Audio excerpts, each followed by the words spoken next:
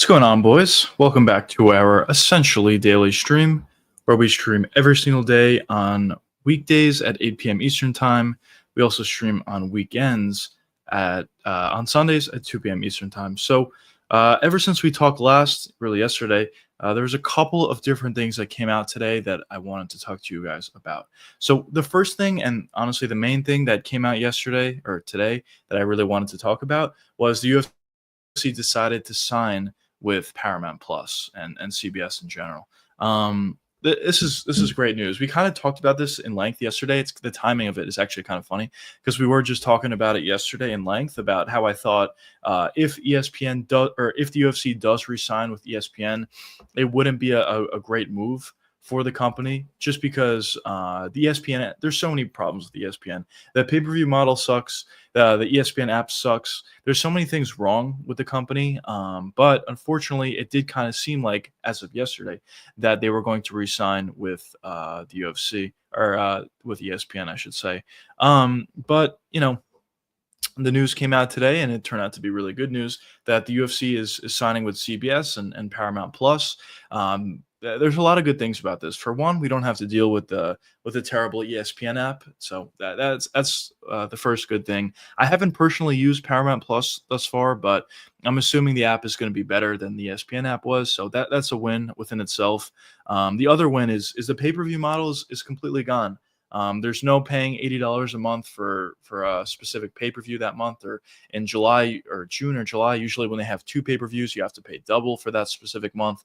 All those days are over. What you have to do at this point is just sign up for Paramount Plus, pay whatever the subscription fee is. I believe it's like $9 or whatever per month, and that's it. You don't have to pay any sort of pay-per-view price or anything like that. And I think this is definitely a benefit for UFC fans. I also think it's a benefit for the company. There's a lot of positives that go into this.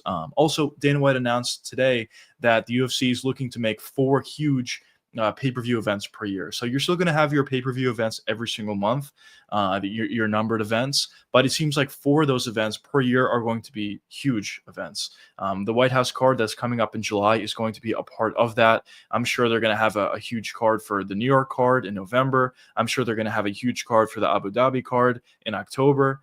And maybe they'll figure out one extra date, maybe somewhere in Europe or wherever they decide to make that extra big card.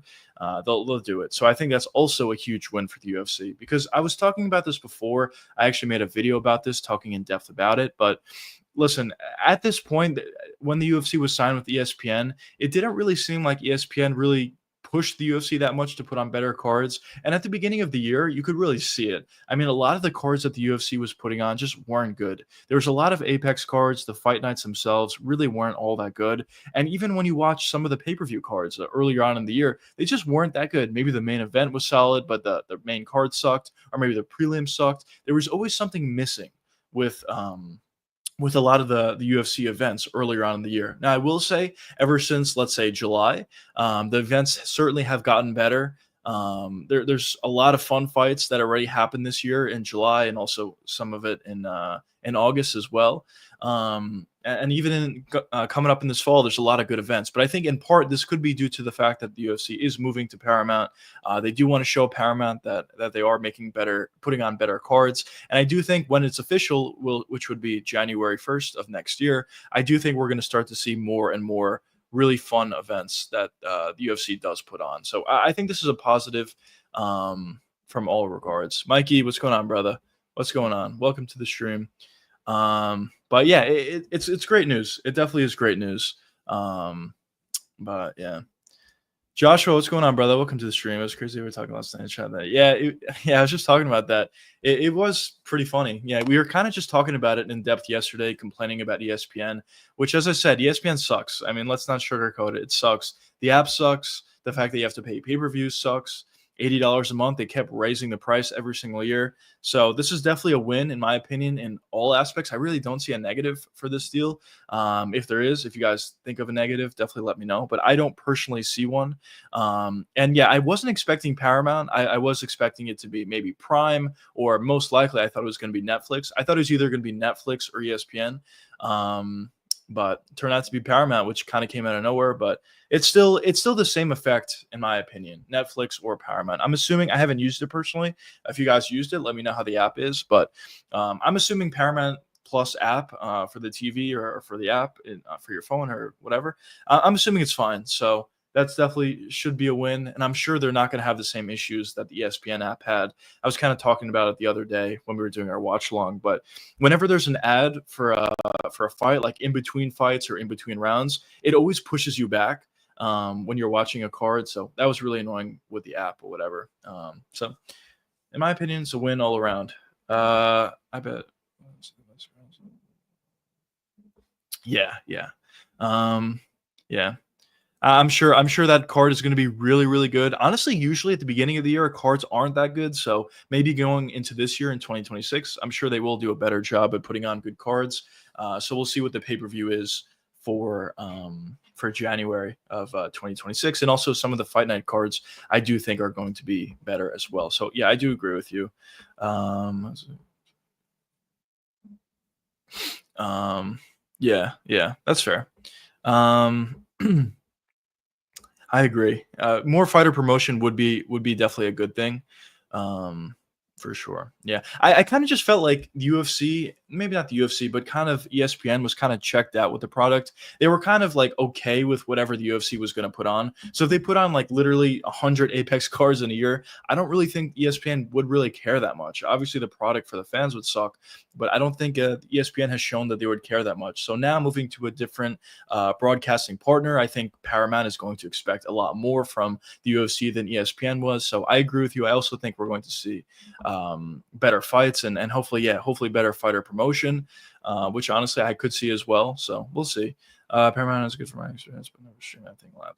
Yeah, yeah. So I wouldn't be shocked. Well, we'll see what the first card looks like. I'm sure it's going to be a fight night for their first card on Paramount. We'll see how it looks. I know when Netflix originally started doing this with the Jake Paul thing versus Mike Tyson, as funny as that sounds, but when they decided to start doing live events with that event first, it didn't turn out that well. There was a lot of lag. A lot of people weren't able to get in, and I'm sure there may be some issues with Paramount, at least initially. I hope it's not that bad. I hope they're a little bit more prepared than maybe Netflix was initially. But as time goes on, after one event, after a few Apex cards or a few fight night cards, I think they're going to do a much better job. And hopefully by the time we get to our first pay-per-view card, our first numbered card, Paramount will have everything situated and they'll be in a good spot. So I have high hopes for this. As I said, from the app's perspective, I think it's going to be good. From the actual fights they put on perspective, cards, fight nights, and pay-per-views, I think the level of card is going to increase. And also, I just think it's going to be a good thing overall. Obviously, we don't have to pay pay-per-views anymore, which is a big thing. And I think because of that, it's going to grow the sport as well.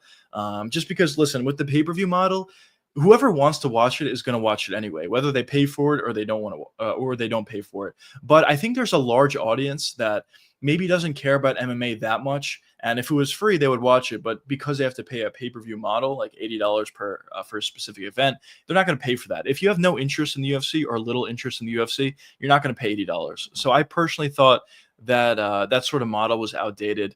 And I think because it's not free, you have to pay for Paramount, but it's essentially close enough to being free. And a lot of people may have Paramount Plus anyway.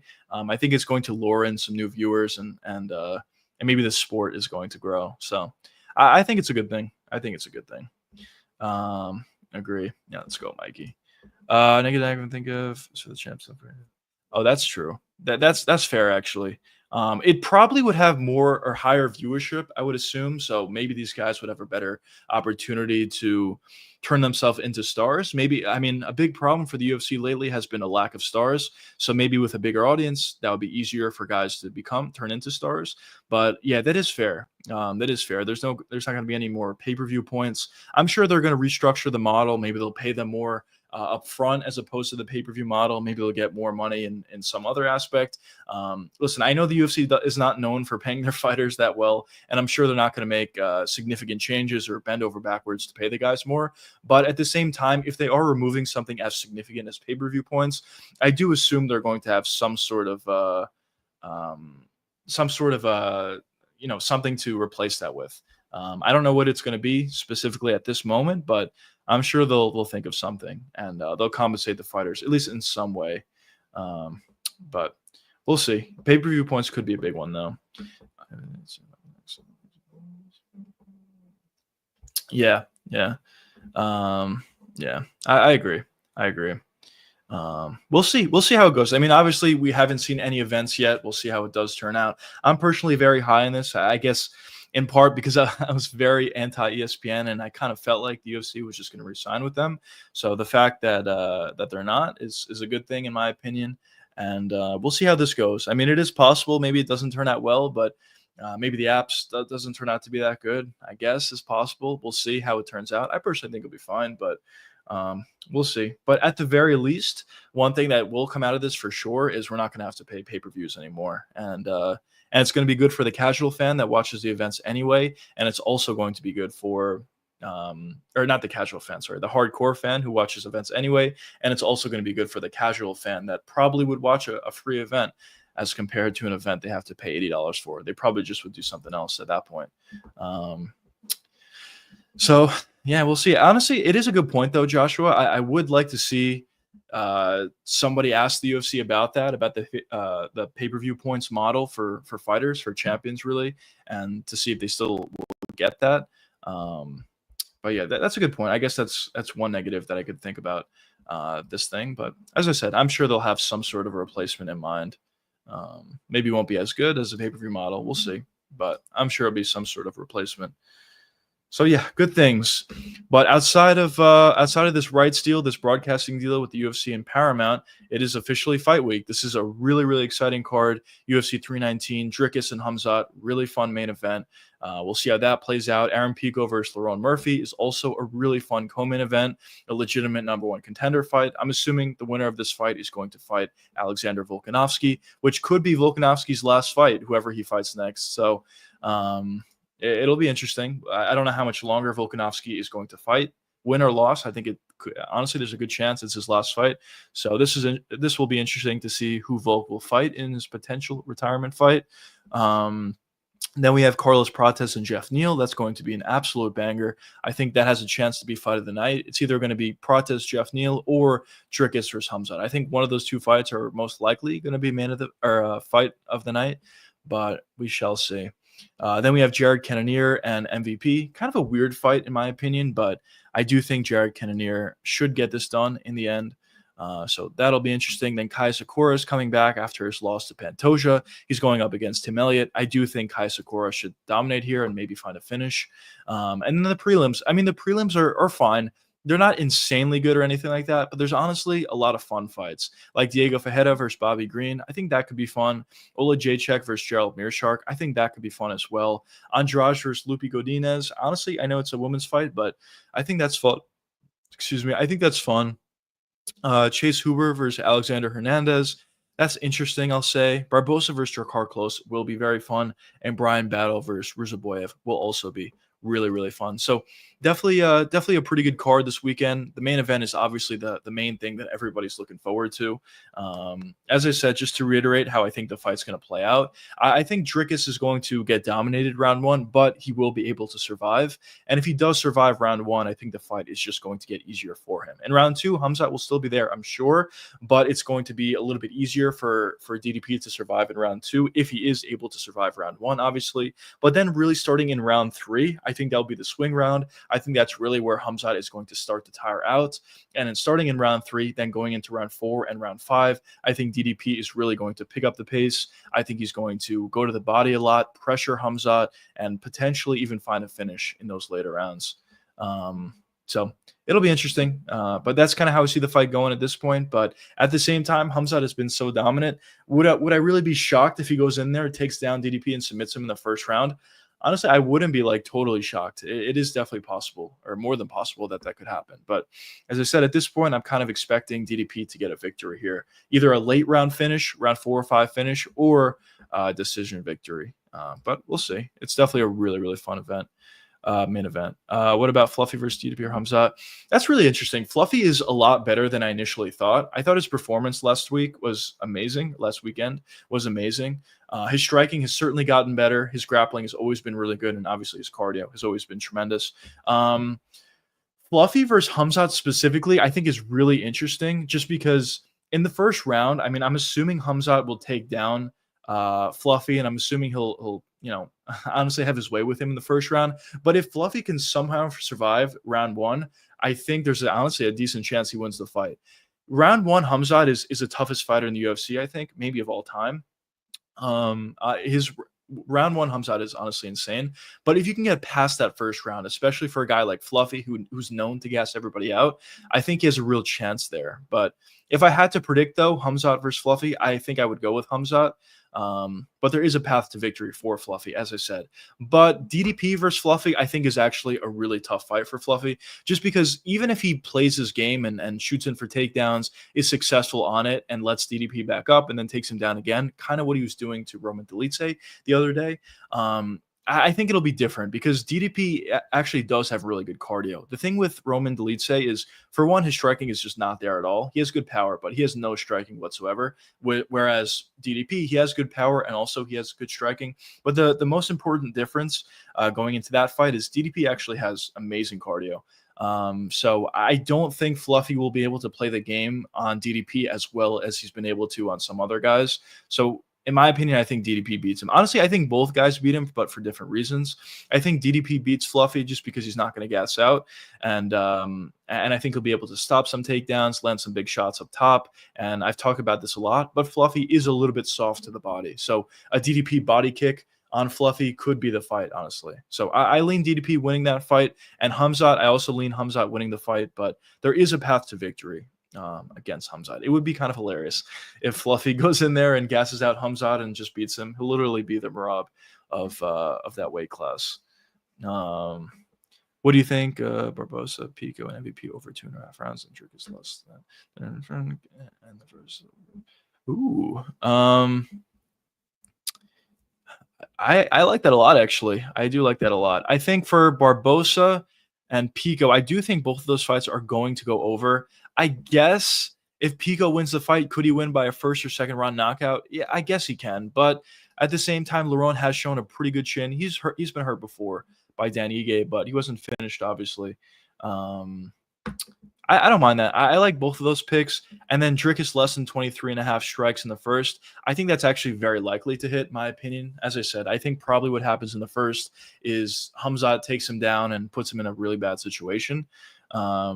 So actually, I do think it's likely. If he finishes him, all right, then I guess it's very likely. But even if Hamzat doesn't finish Dricus, I think it's very likely that he goes under 23.5 strikes. So I like that. That's a pretty good parlay, actually. Yeah, so that does make a lot of sense. But in terms of it's kind of a good segue. But in terms of bets, I actually do see a lot of value this week. So before further ado, let's get right into it. So for the main event, obviously, as I said before, I am leaning with I am leaning with Dricus. So I would take Dricus's money line, especially now it's kind of widening out. It was initially at plus 150, now it's plus 172. So I like the value on Dricus's money line. Also, another thing that I do like is Dricus round 4 and round 5 TKO at plus 3,000 and plus 3,500 respectively. You can even take round 3 if you would like at plus 2,800. Obviously separate bets, but I like that personally because, as I said, how I think the fight is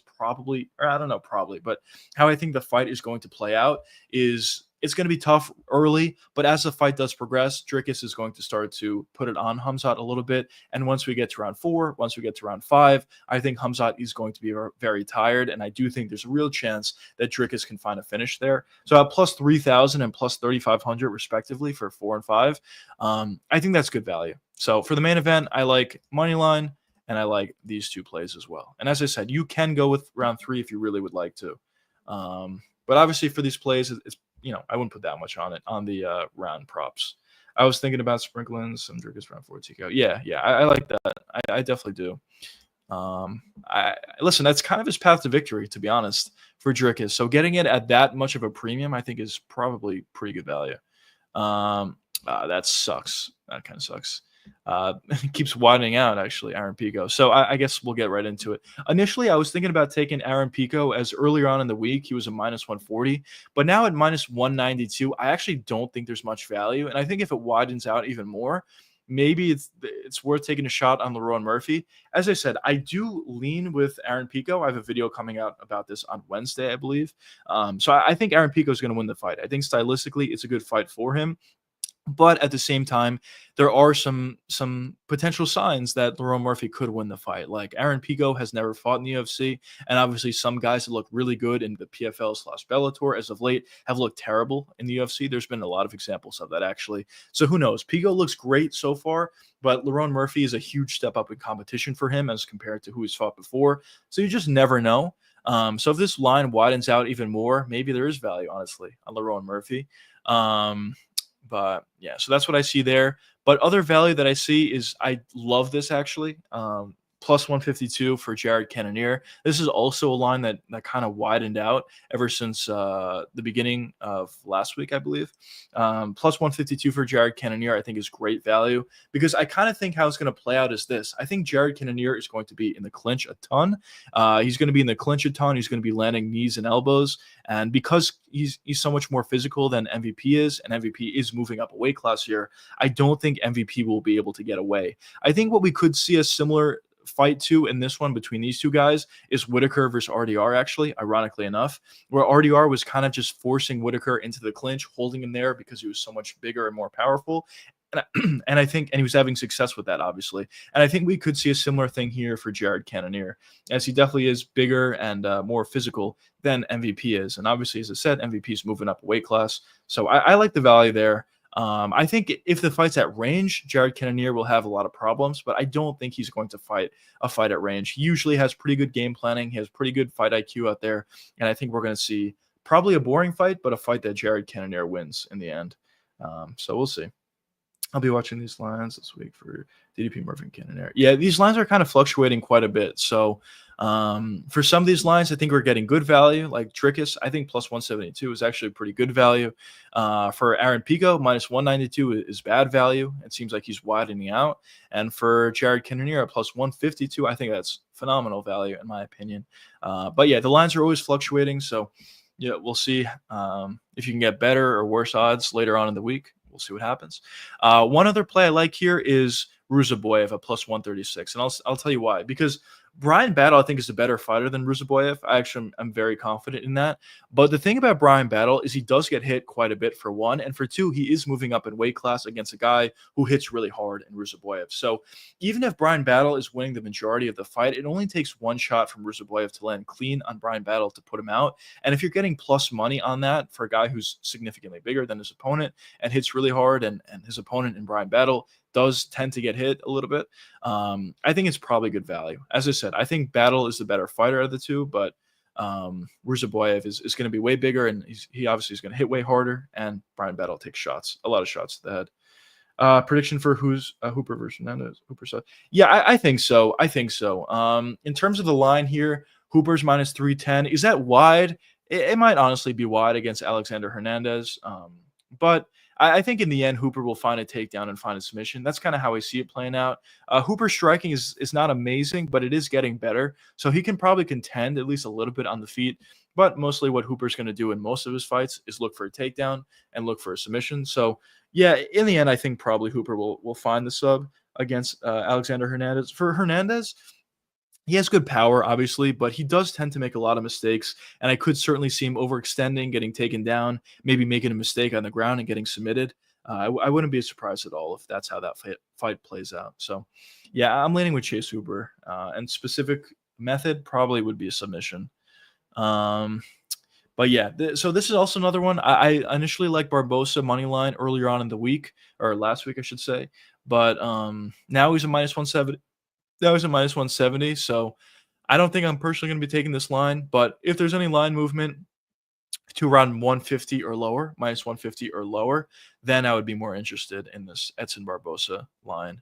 But yeah, if you really want to take a shot on Jessica Andrade, who hits pretty hard, maybe you could take a shot at plus money there, but I'm probably not. And then the last one that I like here is I like Gerald Meerschaert. Well, His props aren't out yet. But I like Gerald Meerschaert here. I probably won't take his money line, although you could. Plus 186 is not bad. But I like Meerschaert by round 2 or round 3 submission. Whatever that number ends up being, I'm sure it'll be pretty good. That's probably what I'll take. And maybe I'll just take submission in general to compile on top of that. But obviously, it's a little bit too early on in the week. Props aren't out yet, so I don't know the exact number. But I'm assuming they're going to be good considering that Meerschaert is a plus 196.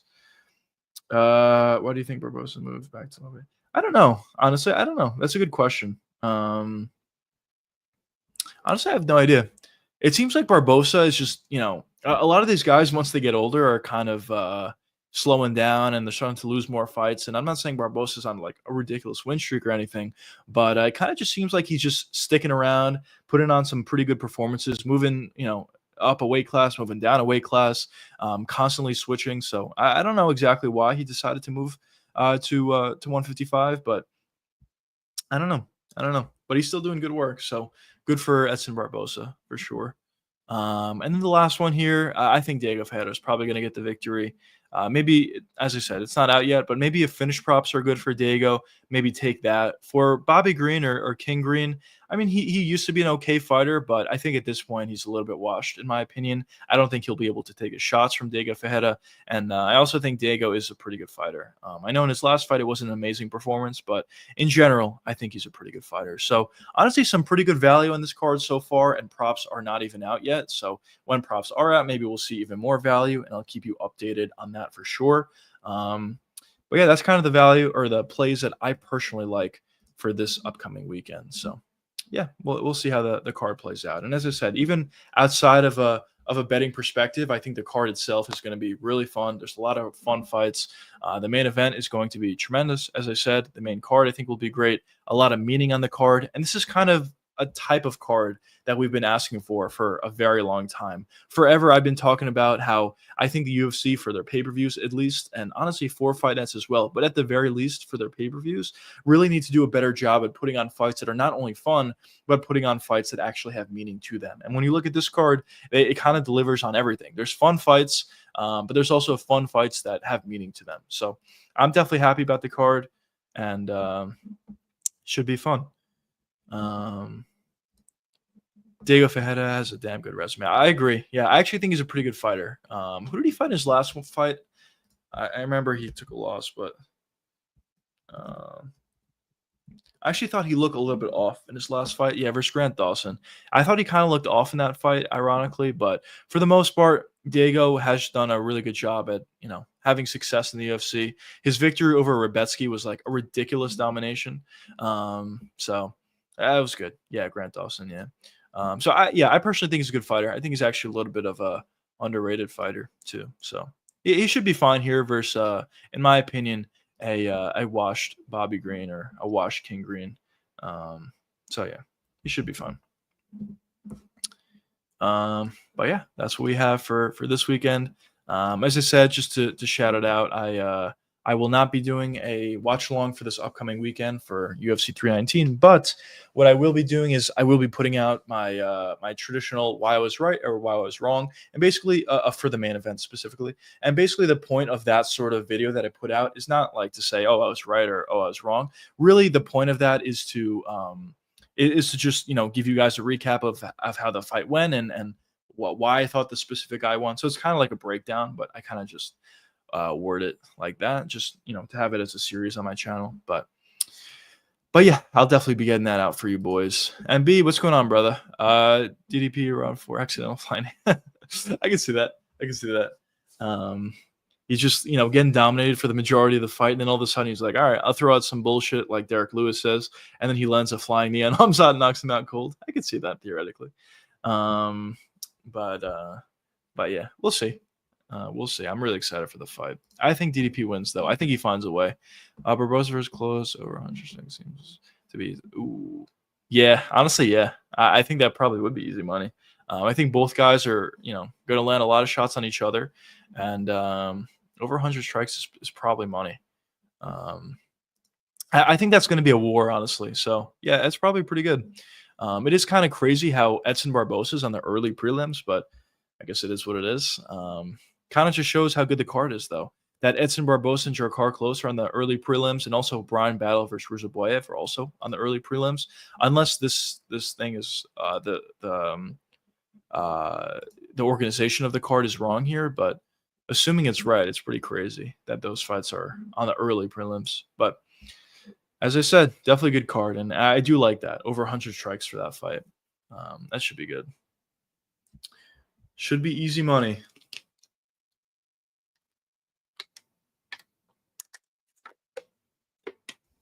Brett, what's going on, brother? What state are you in? New York. New York. I'm excited to see whenever they announce that MSG card. I would definitely like to go to it.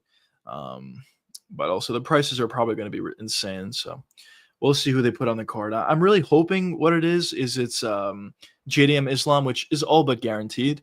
But I'm hoping the co-main event is Van and Pantoja. If that's the main and co-main respectively, like that would be a really, really good card. And it would be something that would definitely really excite me. But we'll see. We'll see how they fill out the rest of the year. I honestly, one other thing, potential negative that I wanted to say is I could see. I mean, I guess we're not really seeing this as of late, but I could see for December specifically, as fights aren't announced yet, or maybe even in November, as fights aren't really announced yet. I could see with this new fight deal that maybe they'll hold out some fighters that were initially supposed to fight in November or were initially supposed to fight in December for that January pay-per-view card, because I'm assuming, as we were talking about before, the first UFC event with Paramount is going to be in January. So I'm assuming for that card, they're going to want to make it a great card. So maybe some fighters that would have otherwise fought in December, November, the UFC will just say, we're going to hold you out until January of next year to make that card even better. So maybe that's a potential negative of the UFC signing with Paramount. But as I was talking about before, I think it's essentially all positive for all parties involved. For the UFC, they got a ridiculous amount of money. I think it was like 8.7 billion or 7.7 billion, whatever the fuck it was. And then for the fans, it's great because you don't have to pay pay-per-views anymore. I think the product itself is going to be a lot better. Fights are going to be better. And I just think it's a win for everybody involved, personally. So excited for DDP Hamzat. Yeah, me too. I've really been looking forward to this fight like forever. Even before it was announced, it became pretty obvious that was going to be the next fight. And then after it got announced, obviously it was official. And at this point, we're coming up close on the card. It's fight week already. Just a few more days before we get to DDP and Hamzat. So I'm really excited for this fight. Should be good.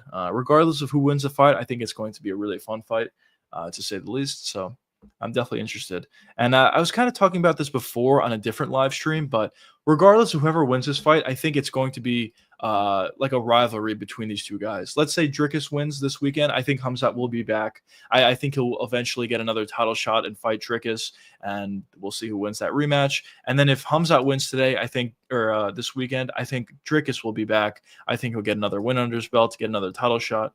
Maybe they'll even do an immediate title shot. I just feel like at the weight class, I just feel like Dricus and Hamzat are just head and shoulders above everybody else. Yes, you have Imavov. Yes, you have Caio Bahalio and even RDR. But personally, I think Dricus and Hamzat are just much better than all those guys. And I guess we will see about Fluffy Hernandez, how good he ends up being. But I think there's definitely a lot of contenders at that weight class. But they're just not going to be as good as Hamzat or DDP. But shall see. Paramount and CBS Sports, yeah. And there's going to be some UFC events on CBS. So if you wanted to watch it on regular TV, you could. I'm assuming it's going to be like pay-per-view events or used to be pay-per-view events, numbered cards, I guess we'll call it at this point. But yeah, what's going on, brother? Welcome to the stream. Okay. Very nice. Very nice. Do you think again whether an early start process? Do I think he could? No. Honestly, how I see the fight going is I think early Jeff Neal is going to be very aggressive. I think he's going to get in the pocket, put punches together in combination, and land some shots, I'm sure. But I think eventually Prates is going to land a big shot, hurt Jeff Neal, force Jeff to be on the back foot and back up. And I think at that point, Prates will be able to find a finish. We saw it in really all of his fights. If he has you alongside the cage, he's most likely going to finish you. So I personally think that that Prates is going to win the fight. I think he's going to get back on track, but in the process of doing so, I think it's going to be a banger. I think Jeff Neal is going to have success in this fight. I think Jeff is actually a really good fighter, pretty underrated fighter. But at the end of the day, I do think Prates is going to win. People forget, man. Jeff Neal, Rock Shafkat. Yeah, he did. No, Jeff Neal's a really good fighter. I think Shafkat, honestly, is a pretty good matchup for Jeff Neal. Because Shafkat is just super aggressive, kind of runs into shots at times a little bit. So I think stylistically it was a pretty good fight for Jeff Neal. He also had a lot of success in that fight. And besides the stylistic advantages that Jeff Neal would have in the Shafkat fight, there's been a bunch of other examples of Jeff Neal just being a good fighter. He has really fast hands. He has pretty good power. He puts punches together in combination very effectively. He's definitely a really good fighter. I just think there's a couple things missing from his game, but overall, he's definitely a pretty good fighter. So we'll see how Jeff looks this weekend. But as I said, I do think Prates will figure it out eventually. Do you think Salikov will be champ? I do. Yeah, I do. I think I do. I'm really, really high on Salikov. His intangibles are honestly just ridiculous. His hardware is just insane. He takes shots really, really well. We saw that in his last fight. He was very close to getting finished. And he also hits extremely hard. I'm really, really high on this guy. I'll probably make a video on him relatively soon. But at the very least, I think he's going to be a top 5 contender, but maybe even he'll become a champion. We'll see. I talk about this a lot of the time, but physicality is just super important in my opinion. If you can take shots really well alongside with hitting really hard, I think you have a natural advantage over other guys. Now, obviously you also have to be skilled, but when you look at Salikov, he can take a shot ridiculously well, as I said, as we saw in his last fight and other examples as well. He also hits really hard, as we've seen in his last fight and other examples as well. And also on top of that, he does have skill. He is a really good striker for sure, and he has some grappling ability as well. So I think this guy's going to be really good.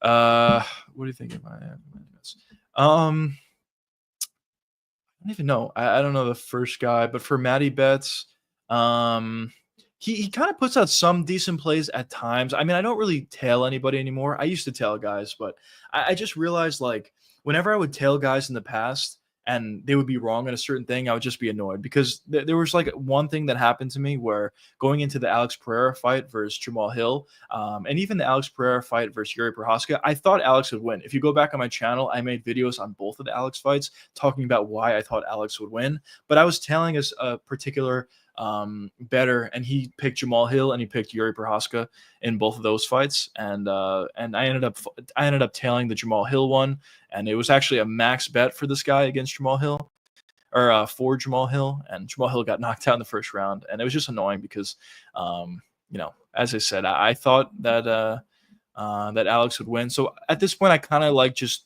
making my own picks and sticking with my own guns as compared to following anybody else or tailing anybody.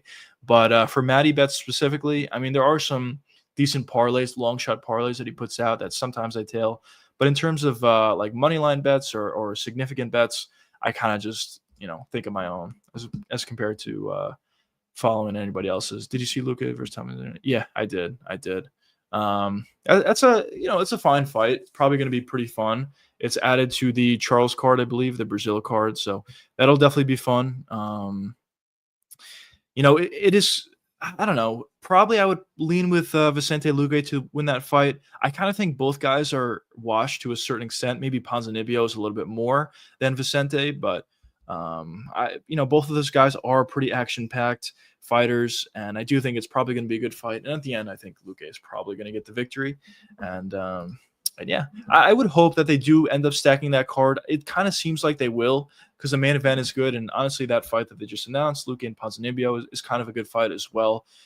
There's a lot of really good Brazilian fighters in the UFC, and it'll be nice to see if the UFC looks to stack up the card with Brazilian guys. Luque is shit now. Yeah, it is unfortunate because Luque is honestly like not that old. What is he, like 28? Or no, he might be like 30 or something. Let's see. Vicente Luque. He's no, he's actually 33. All right, he's a little older than I thought, but still, 33 is like not that old, and it kind of feels like he's been washed for a while now. but it's just because he's been fighting forever and he's been taking a ridiculous amount of damage. And honestly, the Jeff Neal, if you haven't seen it, the Jeff Neal beating on Vicente Luque was ridiculous. And Luque is kind of washed now, but he's not really fighting an amazing fighter, so we'll see. We'll see how that one pans out. Early prediction, I probably would lean with Vicente Luque in that one. But yeah, definitely just excited about this card. And as I said before, the rest of the month, or the rest of the next few months, are going to be really good. UFC Shanghai with Johnny Walker, Zhangmin Yang, Aljo Brian Ortega, Waldo Cortez Acosta, Sergey Pavlovich, all really, really good fights. And even if you look on the prelims of that card, we have Loner Kavanaugh and Charles Johnson, which will be great. So that card should be really fun, and definitely one that I'm personally really excited about. Wonder Boy sent him to the Shadow Realm. Yeah. Oh, man. The fact that Wonder Boy's as good as he is, and I thought he got robbed in his last fight as well, did Wonder Boy, is honestly really impressive. Yeah, as old as he is and as much as he's been fighting, it's pretty impressive to see how good he is at this point. He's still competing with these young up-and-comers, and as I said, I thought he won his last fight. People forget, man. Jeff Neal. Yeah, dude, that was insane. I can't believe that Vicente Luque continued and still at this point continues to fight after having a brain bleed. I remember when it was originally announced, it's like Vicente Luque has a minor brain bleed. A minor brain bleed, is that even possible? And it's just like crazy to me that you would have something like that, something that serious happen to you, and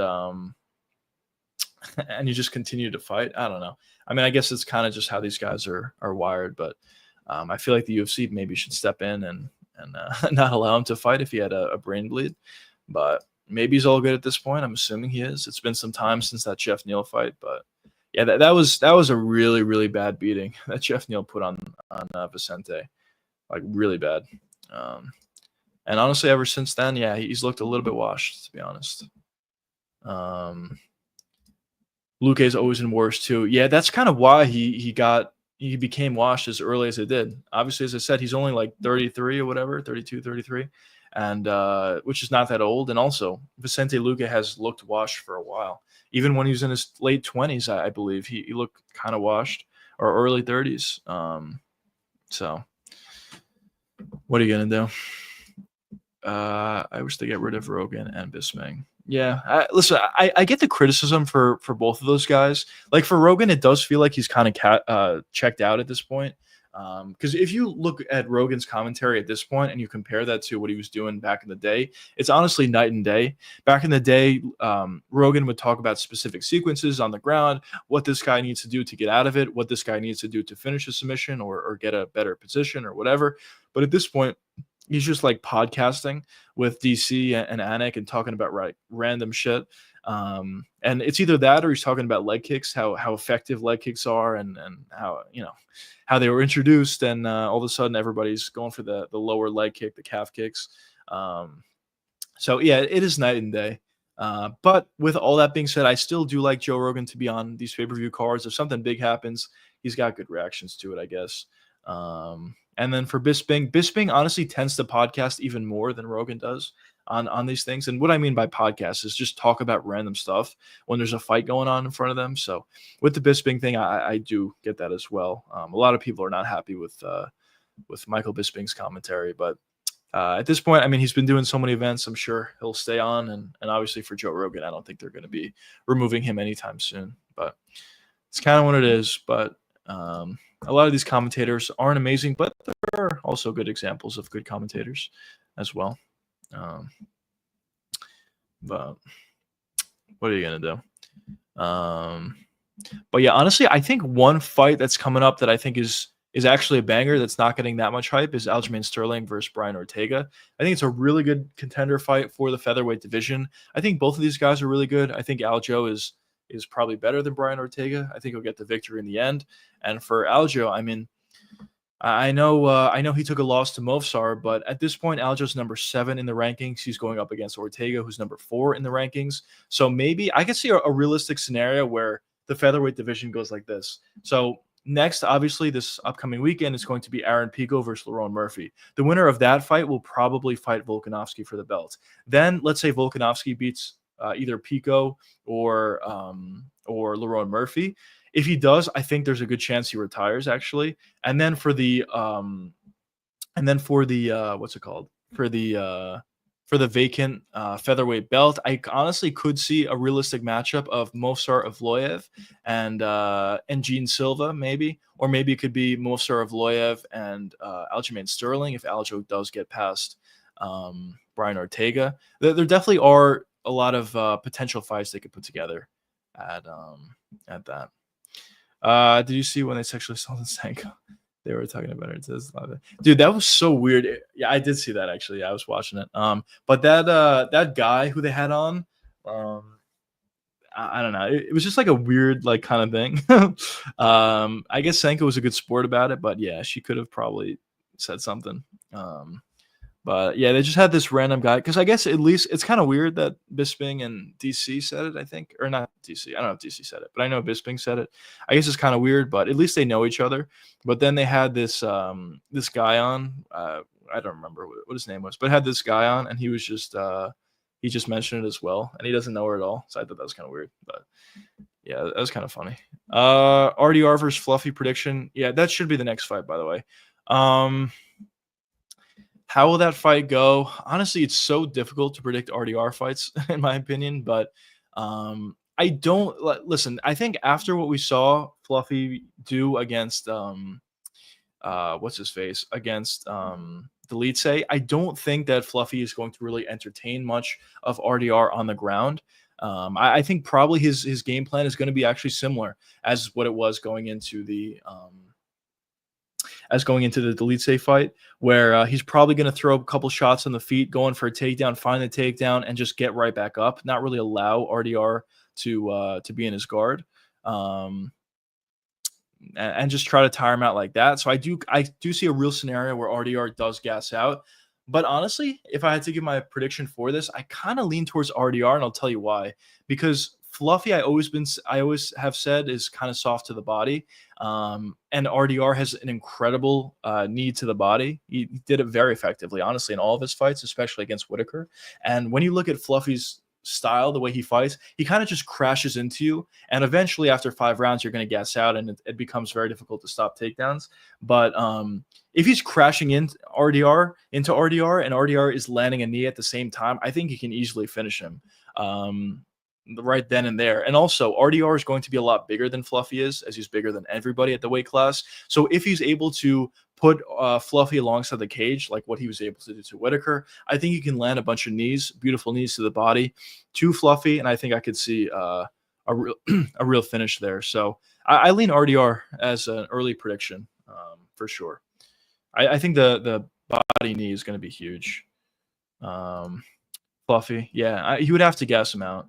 Kid, low, what's going on, brother? Welcome to the stream. So happy I was just even though it would still be worth it. Yeah. I completely agree. We were talking about it before. It's kind of funny. We were just discussing this yesterday, but I'm so happy they just signed with Paramount. It's kind of like better in all areas, honestly. Like no more pay-per-views. So instead of paying $100 a month, or well, $80 for the pay-per-view and then $10 or whatever it was for the ESPN subscription every month, now we're just paying, what is it, $8 per month now, or $10 per month, whatever it is, for Paramount Plus. So we get rid of the pay-per-view model. The app is going to be significantly better. We're not going to have all the issues that we had with the ESPN app. I think the fights themselves are going to be better. Even Dana was talking about today how they're going to be putting on 4 huge fights per year. So you're going to have your regular numbered cards, which are the old pay-per-view cards, but there's going to be 4 special ones per year, which I think is because of the UFC signing with Paramount. I don't think we would have ever seen this sort of thing if the UFC re-signed with ESPN. It seemed very obvious to me that ESPN didn't really care what the UFC did in terms of their events. If they put on terrible events, if they put on great events, it didn't really matter to ESPN. They kind of were just paying out the UFC, and they were just happy to have the UFC on their platform. But for Paramount, they want the UFC to put on great cards because, they pay a lot of money for this partnership. So I do think we're going to be seeing better cards as well, even though they removed the pay-per-view model. So it's kind of, good for all parties, I think. It should be good. All of the Dutch use his knees. Yeah, it's a very effective weapon for RDR, and it definitely helps that he's so much bigger than everybody else at the weight class. So yeah, I think I would lean RDR in that fight. I think that's probably the fight that should happen next, and I think I would lean with RDR, to be honest. Body knees are going to be big, for sure. But yeah, good stuff. Good stuff. Um, just put together a breakdown of BSD. 1 second, boys.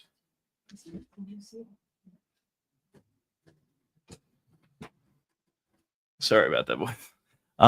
But yeah, I just put together a breakdown of BSD and Mauricio Rufy, so that'll be coming out on the week of the fight night.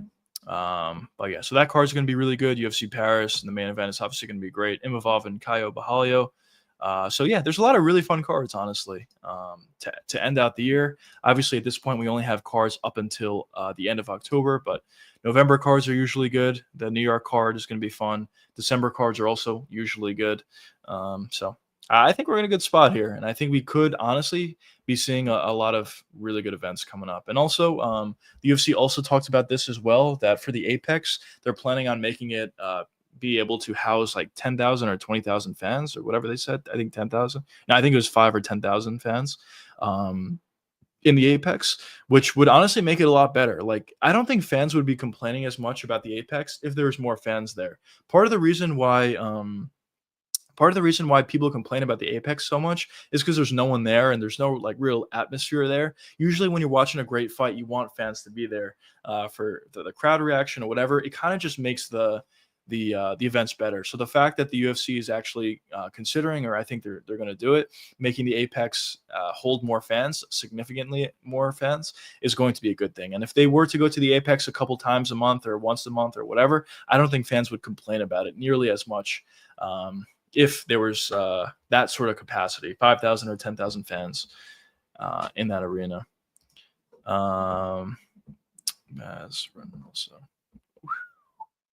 That's a good point. Alistair used. Oh, I missed that. Yeah, Alistair used knees too. Yeah, yeah. Knees are big. Knees are definitely big. And I think RDR has tremendous knees. Honestly, his striking game is like very weird. It's a lot less technical than even DDP is. Actually, like significantly less. But one thing that he does really well is line up that knee. And as I said, I think that knee.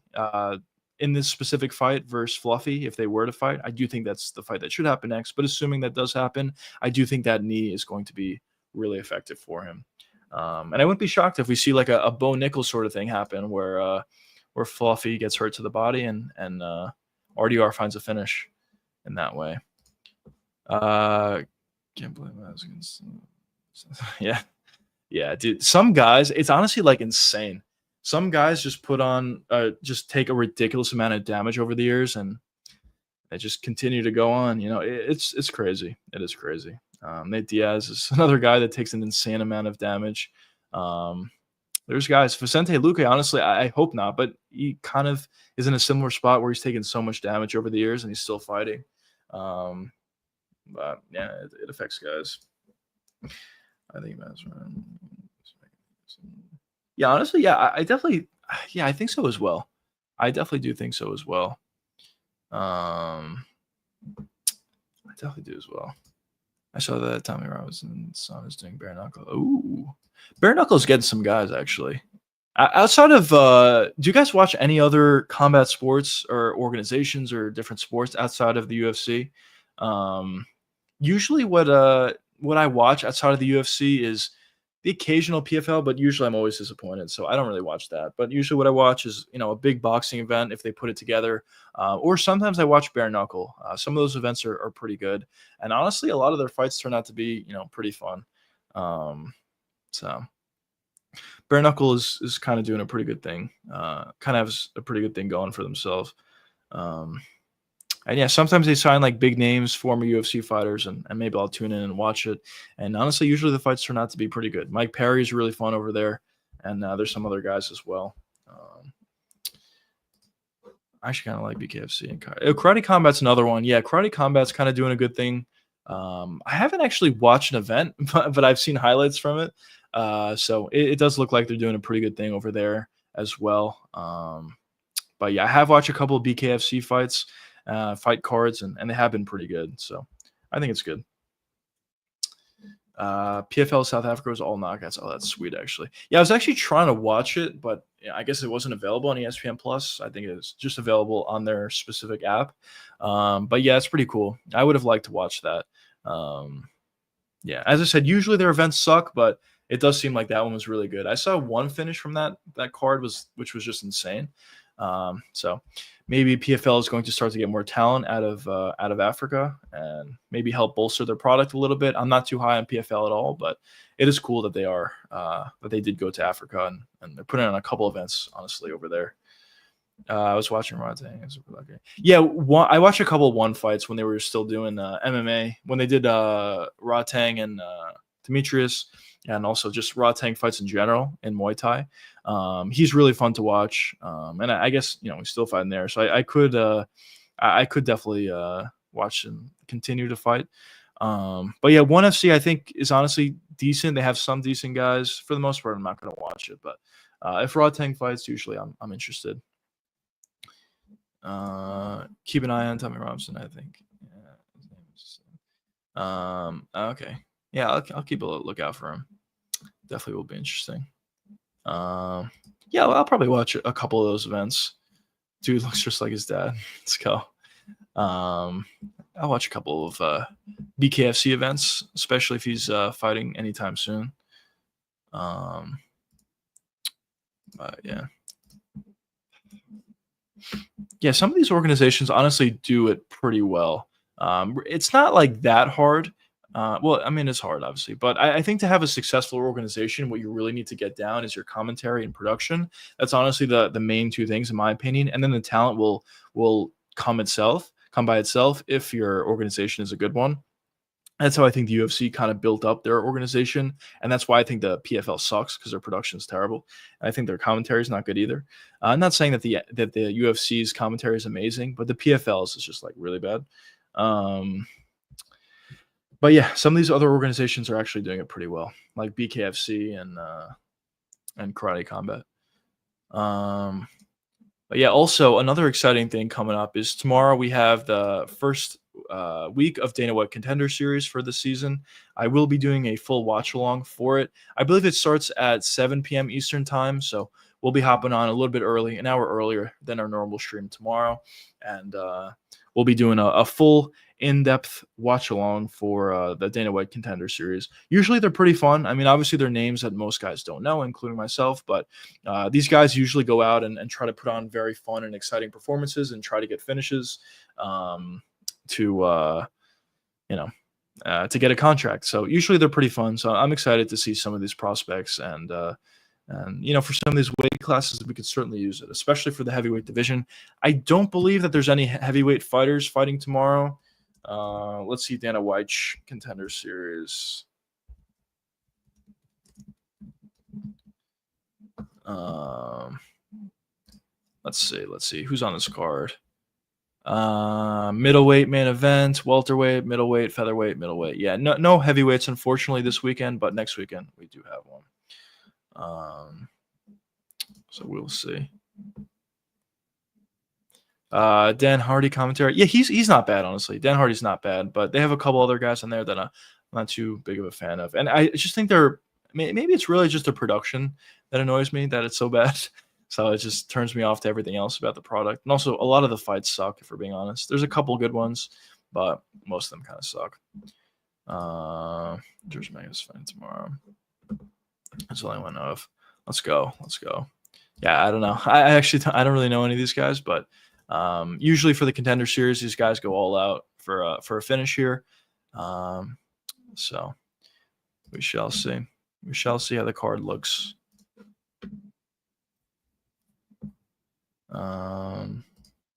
Is Jake Paul really fighting Joshua? I think he is. I actually think he is. I heard a lot of rumors about this. It seems like Turki Al-Sheikh is also approving of that fight. So I think it's actually going to happen somehow. But Yeah, I think it's gonna happen. That would be so weird. Jake Paul is going from fighting guys that are smaller than him and a lot older than him to to fighting Anthony Joshua. I don't know. It's kind of crazy, but we'll see. I'm assuming Joshua will find a finish, but we'll see. I guess.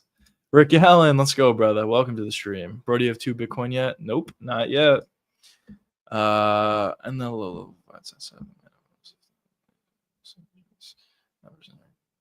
yeah, yeah.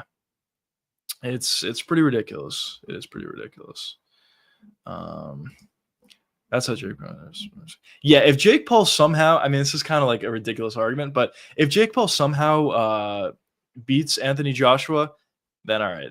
I guess he would have to be legit at that point. I mean, it'd be so ridiculous for him to beat Anthony Joshua, especially if he found a finish somehow, and everyone to say he still sucks. I don't know. I personally don't think he's amazing. I think he has good power and a good chin, but I don't really think he does that many things well. So I think highly unlikely he beats Joshua, but we'll see. If Francis Ngannou couldn't beat Joshua, I don't think Jake Paul is. I want to see Paul flatlined. Yeah, honestly, I think there's like a decent chance of that. He has a great chin, but also Anthony Joshua is like a lot bigger than Jake Paul is. And yeah. For the steroids that Jake's on, I don't think it's gonna matter. Dan Hardy is the worst wrestman in MMA. I agree with you. I actually agree with you. I think his style is not so great, but yeah, people clown that D-Rod is in the rankings, but he'd actually be a top 3 pick. Yeah, honestly, I do think so. I don't know what the PFL rankings are, but I think you're probably right, to be honest. Now, with that being said, I do think it is kind of funny that D-Rod is 13 in the rankings. I think there's unranked guys that are certainly better than D-Rod, but yeah, he would probably beat a lot of top 3 contenders in the PFL. The PFL is just nowhere near the UFC. Like, it's not even remotely close. Outside of like the production and the back end of things, in terms of their actual roster, it's just not that good. There's a couple of fighters that sure are pretty good. But for the most part, the roster's not really good. And whenever they find somebody who's like really, really good, for the most part, they don't really have anybody to go up against those guys. Like, for example, the heavyweight division, they have Francis Ngannou, that's a legitimate champion in the UFC. But in the PFL, they just had no one to put him up against. He's been signed with the PFL for however long at this point. He's only fought once against Diego Ferreira, and that fight was not even remotely close. I think Diego actually is a decent fighter for that weight class. He's really athletic, and it seems like he hits really hard, but compared to Francis, it wasn't even close. And outside of Diego, the PFL literally has nobody they can possibly match up Francis with at this point. So yeah, their roster just sucks. I don't know what to say. Their roster just sucks. That's why I'm picking against Pico. He looked mediocre against lower level comp. That's the only thing that I think is fair. The reason why I was leaning with Pico is stylistically, I think it's not a bad fight for him. But with that being said, I do think like by far this is going to be the toughest test of his career against Lerone Murphy. I don't think he's ever fought anybody that's even close to the skill level of Lerone. That doesn't necessarily mean he's going to lose. You kind of fight who's in front of you. And people talk about this all the time, but for prospects, when they're moving up and they're fighting higher level competition, usually they say, oh, they're not going to win because they never beat these guys before, or this guy's a significantly better fighter than they ever fought before, which sometimes does turn out to be true. But at the same time, you kind of just fight who's in front of you. And we'll see. We'll see how Pico does. I think stylistically it's not a bad fight, but at the same time, Lerone is a significantly better fighter than Pico has ever fought before. So it is a fair point. It is definitely a fair point. John, what's going on, brother? Welcome to the stream. But yeah, we were kind of just talking about Pico and Lerone, talking about how the UFC signed with Paramount. It is really funny, though, that we were just talking about this yesterday, and today the UFC officially signs with Paramount. Wasn't who we were expecting, but any alternative was good as compared to ESPN. So good news overall, fellas. Now we do have to wait a little bit. It's only not even the middle of August yet, and we have to wait until January of next year for this to officially take place. But it'll be fine. It'll be fine. Just a few more months with ESPN, and then we'll move on to Paramount Plus, and everything should be better from there. Champions in the finals. Yeah, that's fair. That's fair. Yeah, I mean the track record is not great, to say the least, for PFL guys, or Bellator guys, or whatever you want to say. I mean, some Bellator guys in the past have had success in the UFC, but as of late, a lot of these PFL slash Bellator guys have not had success in the UFC. Um, Patchy Mix being probably the best example of that. He looks so bad in his UFC debut. Um, let's go, boys. Yep, Rick Allen's in the chat. Let's go. But yeah, good fights. Good fights upcoming. Not ban anywhere. Let's go. How can you ban this guy?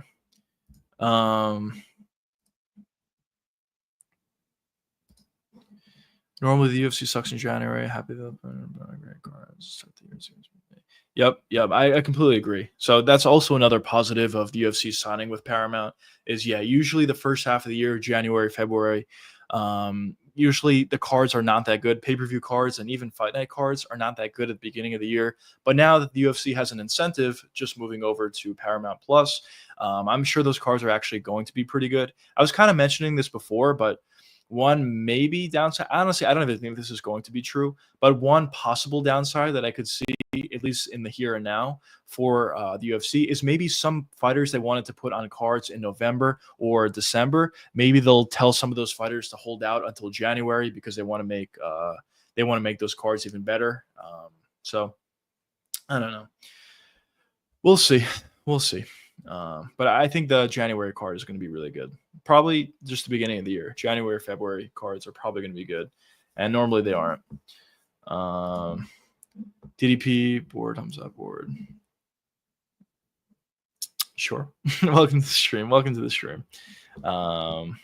But yeah, I'm personally excited. Someone's impersonating you. Unbelievable. But yeah, should be good. How do you think they're going to close out the year, by the way, for ESPN? Do you think they're going to try to put on good events for the end of the year? I know usually the UFC tries to put on great events in November and December, but do you think this time around specifically they're going to hold some of their fighters for that January card? Or do you think they're just going to stack it anyway at the end of the year? What I'm hoping happens is for November, it's JDM and Islam as the main event. It seems like that's all but confirmed. Then the co-main event for that card would be Van and Pantoja. That's kind of what I'm hoping for that card to be. And then for December, I guess we'll see. I don't know. Maybe Taporia fights in December. Taporia Armin. That would be nice. Or do they hold Taporia and Armin for January? I don't know. There's a lot of moving parts for sure. And honestly, I think there's a lot of fights that could be made. There's a lot of good fights coming up for sure, but when you look at the rankings, a lot of these guys, a lot of legitimate contenders are not even booked yet. So there's definitely a lot the UFC can do at this point. Honestly, I really do feel like a lot of these weight classes are the best they've been in a long time. But yeah, there's a group of guys being going. Yes, unbelievable. O'Malley versus Cejudo and Phoenix is the fight to make. Yeah, that'll be fun. That'd be fun.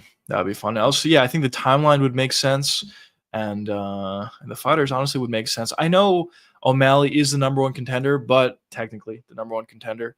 But he is coming off a couple losses in a row to Merab. I don't really know how he's still number one in the rankings. Whatever though. He's coming off a couple losses, and he does have beef with Henry Cejudo. So I guess rankings wise, I mean Cejudo is 11. So rankings wise, I guess it doesn't make that much sense. But in terms of where they're from, and in terms of the beef they have, and also considering Sean is on a 2-fight losing streak, I do think it honestly makes sense. Put the fight together. Why not? If they go back to Phoenix for like a pay-per-view and have them as on the main card, or maybe they can even do a fight night there and they'll have them as the main event. Either one I think is fine. But honestly, I would probably lean towards a fight night in Arizona and making them the main event. But yeah. Chase Hooper, yeah, he's fighting this weekend. I think Chase is going to win personally.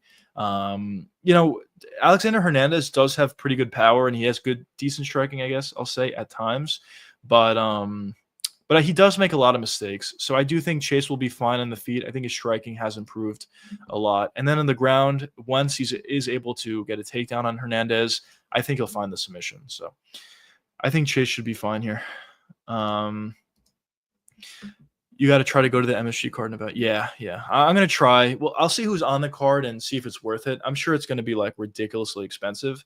And if the card's not good, it's not worth it. I went to a couple cards back to back when it was Usman Colby, and then after that, or maybe 3 years in a row for Usman Colby. Then I went to Adesanya versus Pereira, and then I went to Pereira versus Yuri. But then last year, yeah, the card wasn't good at all, so I decided not to go because of that. It's going to be expensive regardless of who's on the card, so the card's got to be good for me to go and pay that money. But it seems like the main event's going to be really good, so we'll see how they fill out the card. I'm going to try to go, though. O'Malley versus Garbrandt. Oh, they have beef as well. I guess I could see that, potentially. But I think that actually makes even less sense considering that Cody isn't even ranked. So I could see them doing Cejudo over Sean O'Malley. I mean, Cejudo's also a relatively big name, I guess. So yeah, I don't mind that. Umar will bump up with a win. Yeah, I can see that actually. Yeah, I think probably how the ranking should be is Jan probably should be 1, and then maybe Umar 2. Yeah, I don't know why Sean's number 1 personally, but whatever. I guess it doesn't really matter that much, but yeah, I think Jan and Umar will bump up after. Well, Jan already got his win, but after Umar gets his win, he'll probably bump up over Sean. I think they'll both be over Sean. So Sean should drop 2 spots at least. Yeah, at the very least. I know kind of it's weird sometimes because Sean technically has a win over Jan, so sometimes you have those guys above. Like you would have Sean O'Malley above Peter Yan because Sean technically beat Yan, but I personally don't buy into that much. It makes sense at times, but if Yan is clearly on a better path at this point than Sean is, which he is, I think Yan probably should be higher than Sean.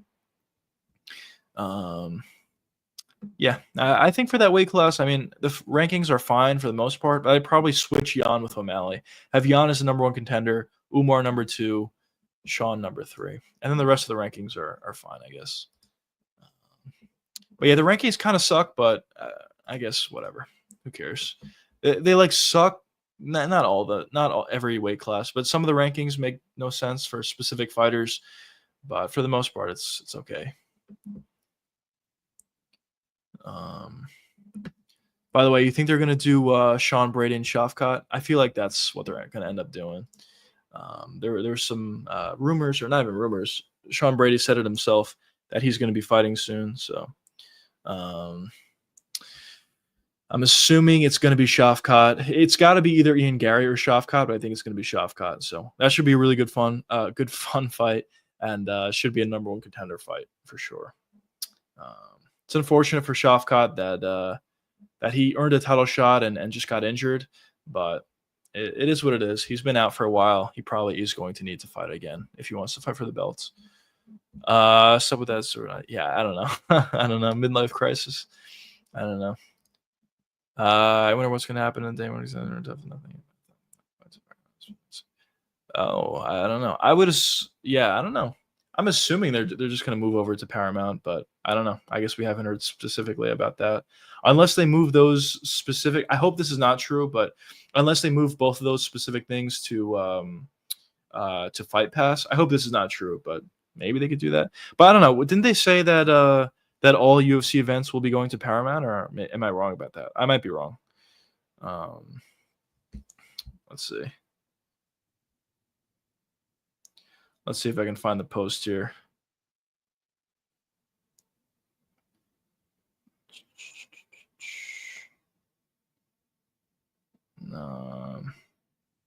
Yeah, I don't know. I can't even find it, but I don't know. We'll see. What do you think of those TP jokes? They're not bad. They're good jokes. I think it's fair based on the way he fights. He does well. The thing is, like, he does so many things that other guys would not get away with. So it is fair. Like that sequence versus Adesanya where he like fell. I don't know if Adesanya landed a punch or he just fell or whatever happened, and then he gets a takedown after that. Like sequences like that are just so ridiculous, and just funny. That DDP always has success in those weird ways.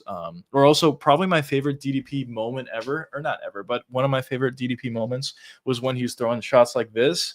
And then you have that alternate angle of when he was doing that against Sean Strickland, where he threw a shot like literally like 5 seconds after Strickland already moved out of the way.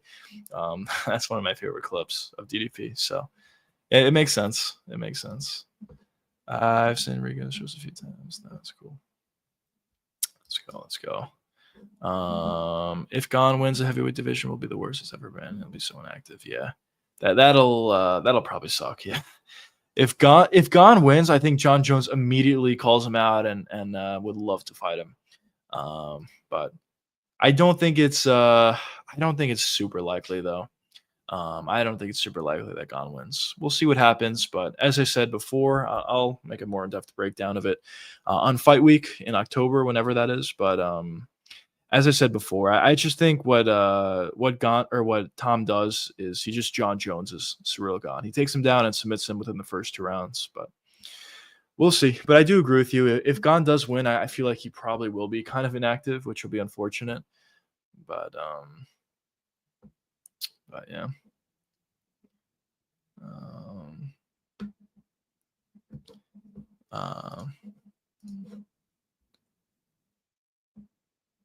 Creepy. Ooh, not good. But what was I gonna do? Oh yeah, I was gonna look at the Twitter thing. Pay-per-view is dead. Yeah, the fact that pay-per-view is dead is so great. But where's that post about it specifically? Yeah, the Apex. There's honestly a lot of good news with the UFC coming out today. So the biggest news being the Paramount deal, then 4 huge fights every year. Then the Apex expanding capacity to 5 to 10,000. That's great news. There's just a lot of good stuff. Yeah, Paramount is $8 a month. It's tremendous.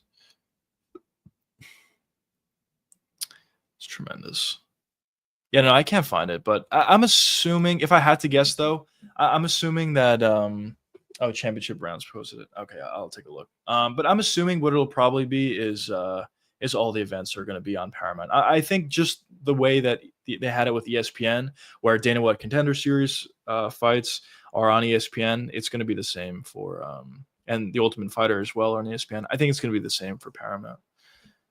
Surreal by heel hook. Yeah, it seems like heavyweights just don't know what a heel hook is. So maybe Gon does have a couple heel hooks on his record.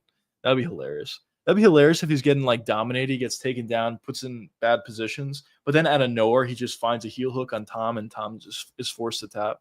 That would kind of be hilarious. Did you see Tom Aspinall's new neck tattoo? It looks terrible. No, I didn't see it actually. Tom Aspinall's neck tattoo. Unbelievable. Championships round posting that. Yeah, that's crazy. All right, let me go to championship rounds. Breaking the UFC is signed.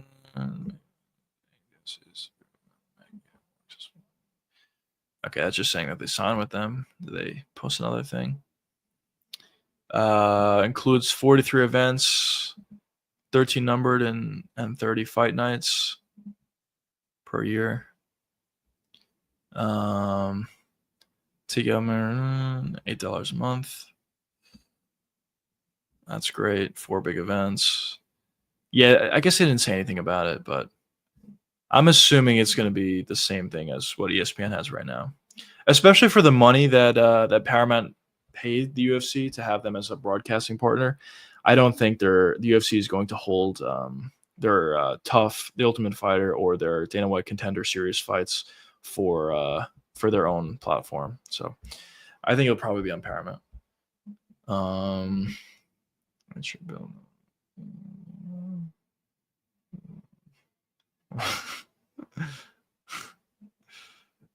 Let's go.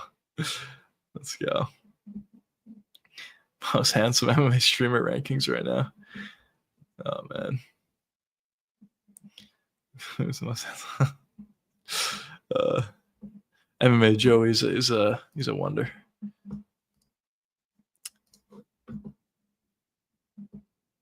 This week it's let's go. But yeah, good stuff, fellas. Good stuff. Thanks for the follow.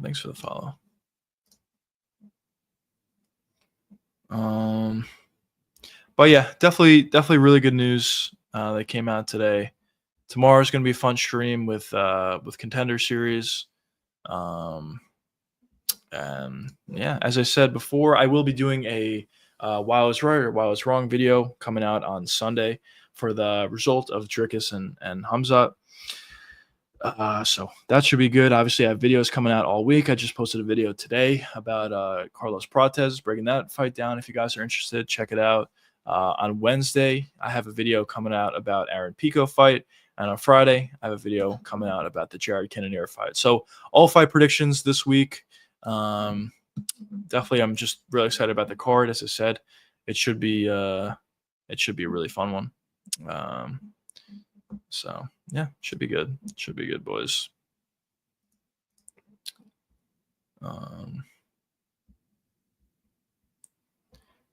Man, that is crazy. They're pointing out that Conor had 8 straight million buy pay-per-views. Obviously, with the pay-per-view model being dead, that's it. But that'll never be broken. that's still pretty crazy that he was able to do that. Insane. Fuck. Wait, they just announced this shit. Fuck, I didn't even see this. Dana White says there could be one-off pay-per-view UFC events under the new rights. This is terrible. What the fuck? Oh, so there might be pay-per-views now? Shit. We're fucked, boys. I guess at the very least it won't be as many pay-per-views, or maybe it'll be a pay-per-view for the 4 big events per year that he was talking about before. Maybe that will still be pay-per-view, which kind of sucks, but it's still better than what it was, I guess. So, damn.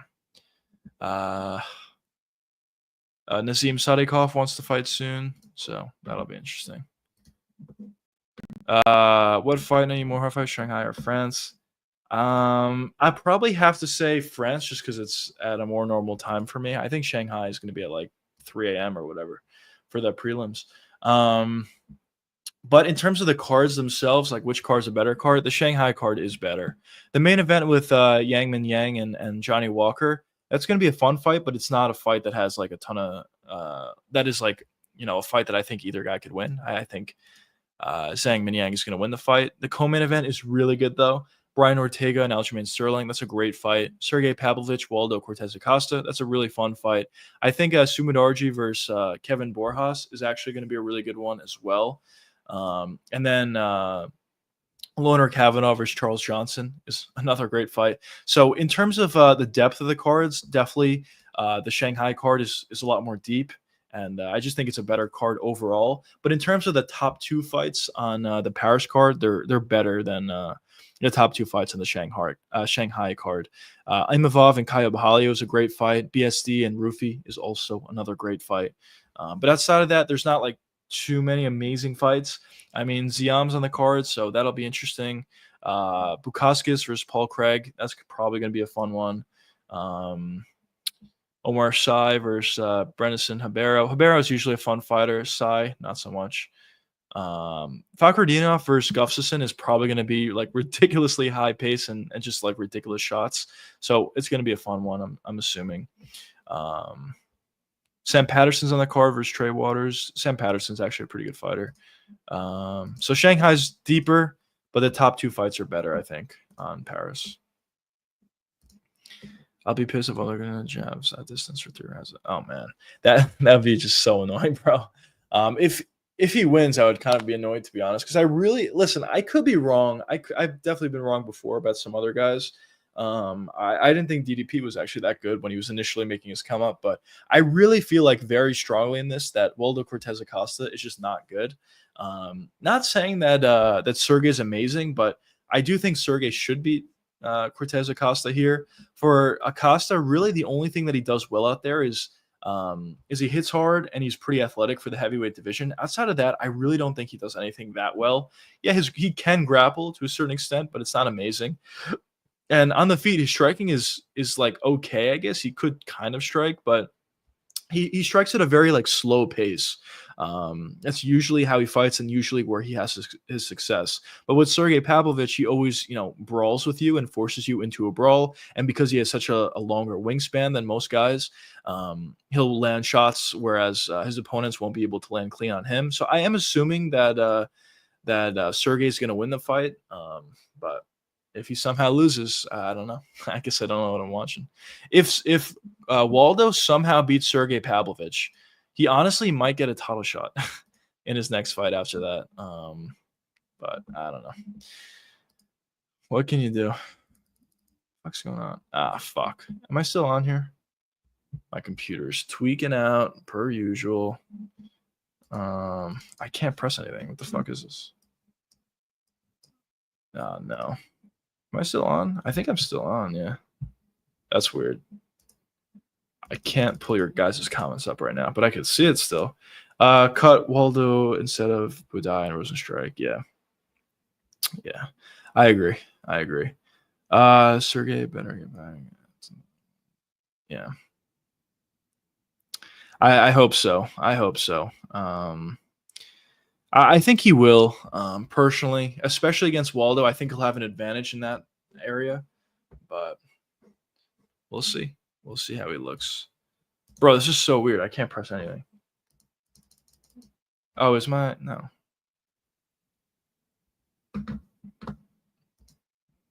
All right, I don't know. It's weird. Getting clipped by Tom changed everything, even though... Yeah. Yeah, I agree.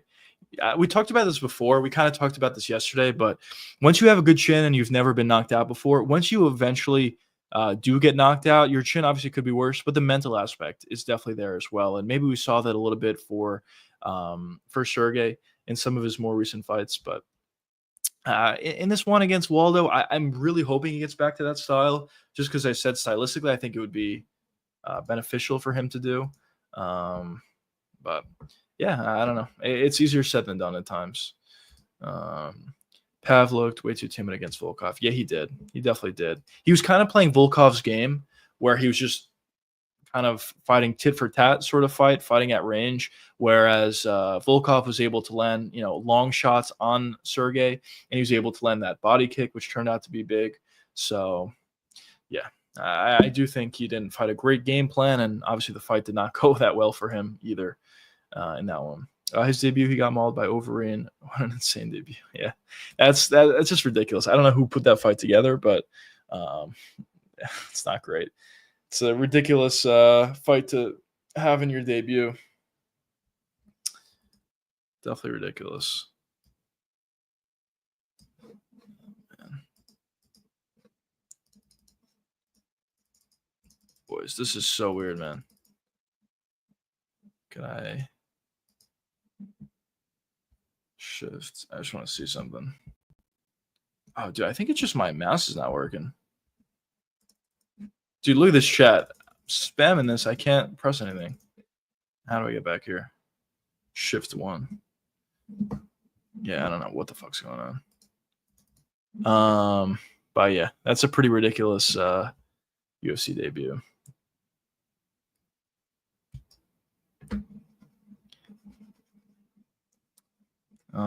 What else we got here? What else we got? Chat. That actually really sucks. That oh, now we're back. Let's go.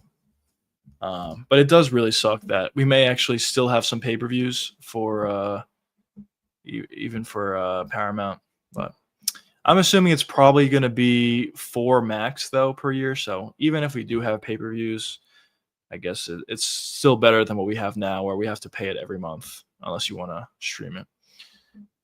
Volkov is about to have his 50th birthday. That's crazy. It's crazy for a guy, especially at the heavyweight division. For anybody, it's crazy. But for somebody at the heavyweight division to fight that much, I mean, usually takes some damage at that weight class and need to retire early. So it's pretty crazy that he's about to have 50 pro fights, and he's still on the top, honestly. I mean, he's number 2 in the rankings at this point. He's fighting Jalton Almeida, and if he beats Jalton, he'll certainly get a title shot next after Cyril Gane gets it. So not only has he fought a lot, but he's also still really good, and I would argue he's probably the best he's ever looked at this point. So definitely really impressive stuff from Volkov. His ground game, his jiu-jitsu is definitely getting better. So good stuff. Good stuff. Wait, what the fuck? Did they re-sign Budai? He's back in the rankings. That's weird. Am I tripping? Well, I'm almost positive they did not re-sign Budai, but he's in the rankings.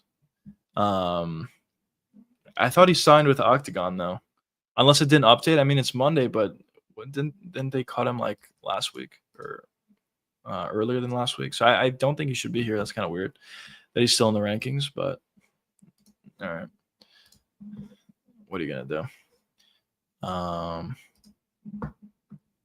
Yeah, it's weird. That is weird.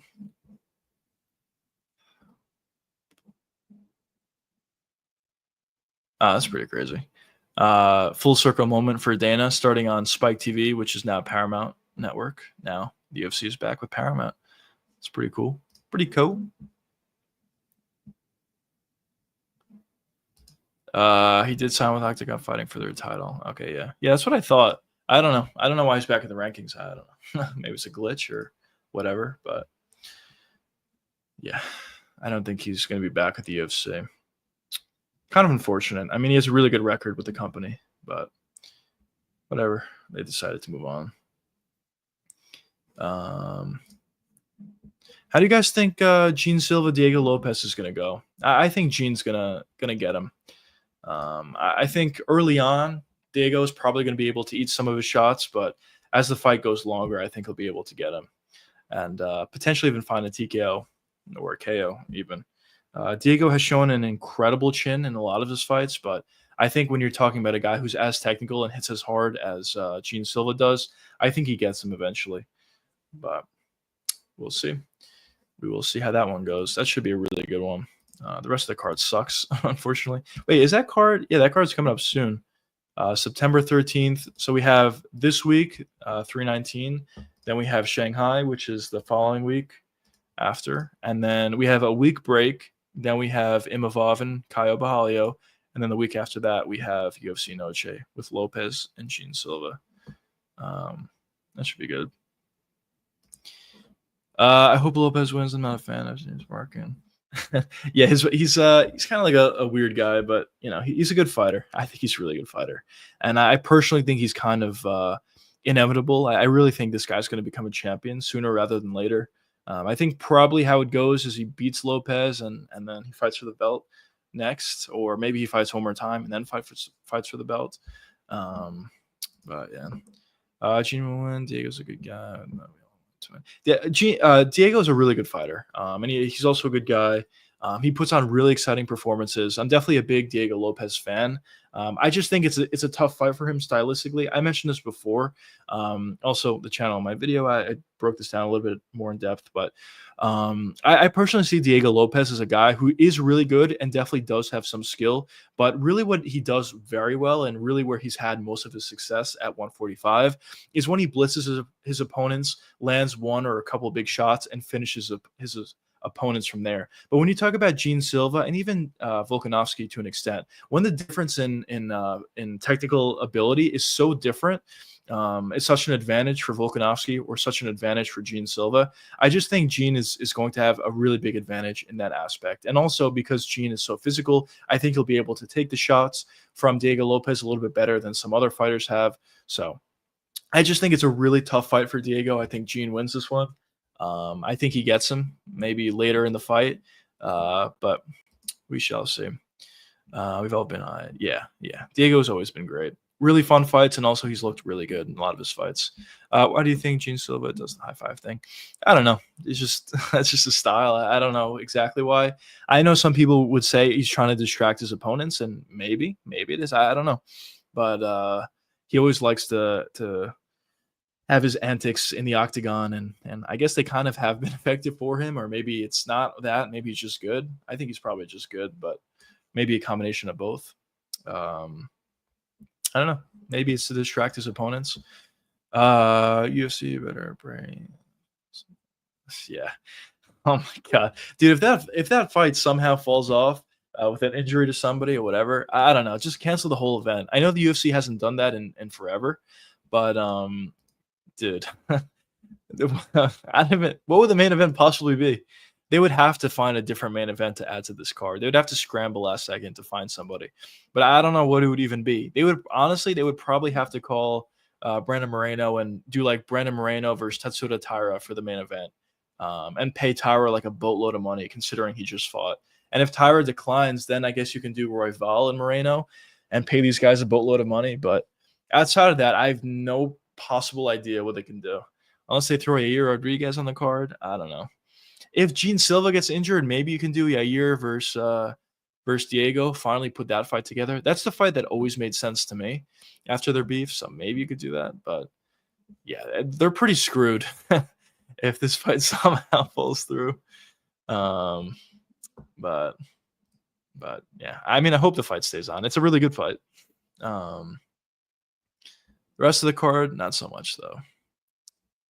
I mean, legitimately, the second best fight on the card is Kelvin Gastelum. I actually don't even know who's fighting, but just the fact that he's on the card immediately makes it the second best fight on the card. I know he's Mexican. Why not put him on the show? Yeah, I don't know.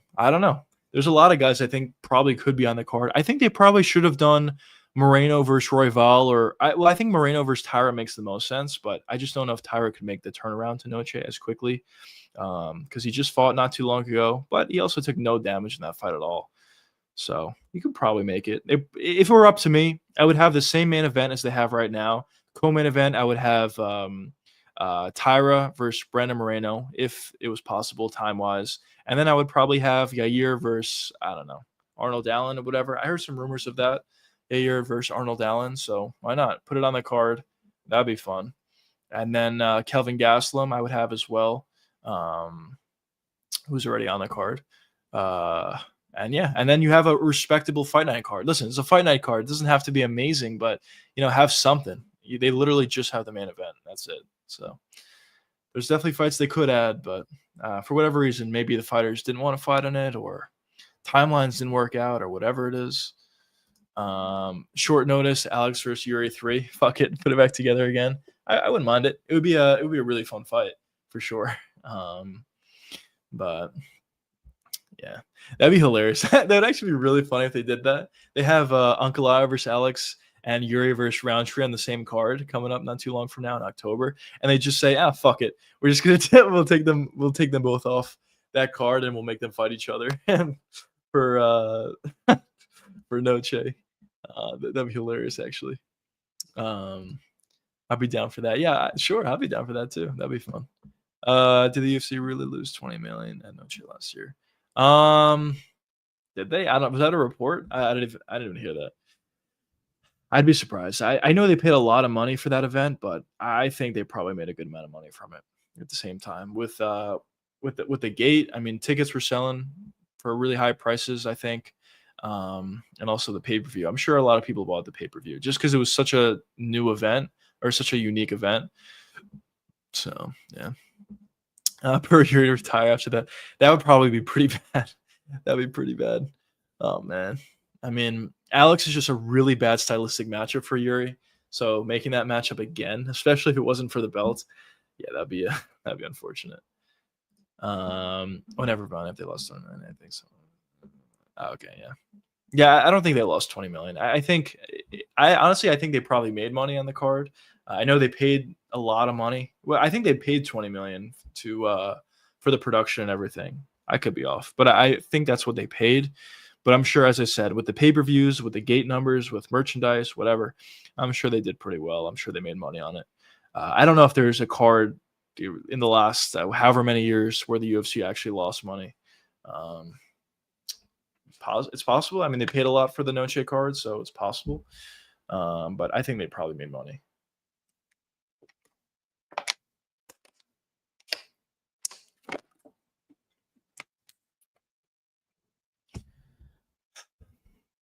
What a difference a year makes, though. Last year we had the Noche card in the Sphere, really cool card, and the card itself was, I thought, good on paper, not so good in reality, but still good on paper. And then this year we have literally a horrifically bad card. So what a difference a year makes. And really, the UFC Noche card for this year is just Canelo versus Crawford. That's kind of what the UFC Noche card is for this year, for all intents and purposes. I really remember the stream where the guy kept bringing up Gaethje. That actually looks like, yeah, yeah. I have heard some rumors about that. We'll see what happens. Honestly, I would be surprised if they put that fight together. I wouldn't be shocked. I'd be surprised though. I really think it doesn't make that much sense, in my opinion.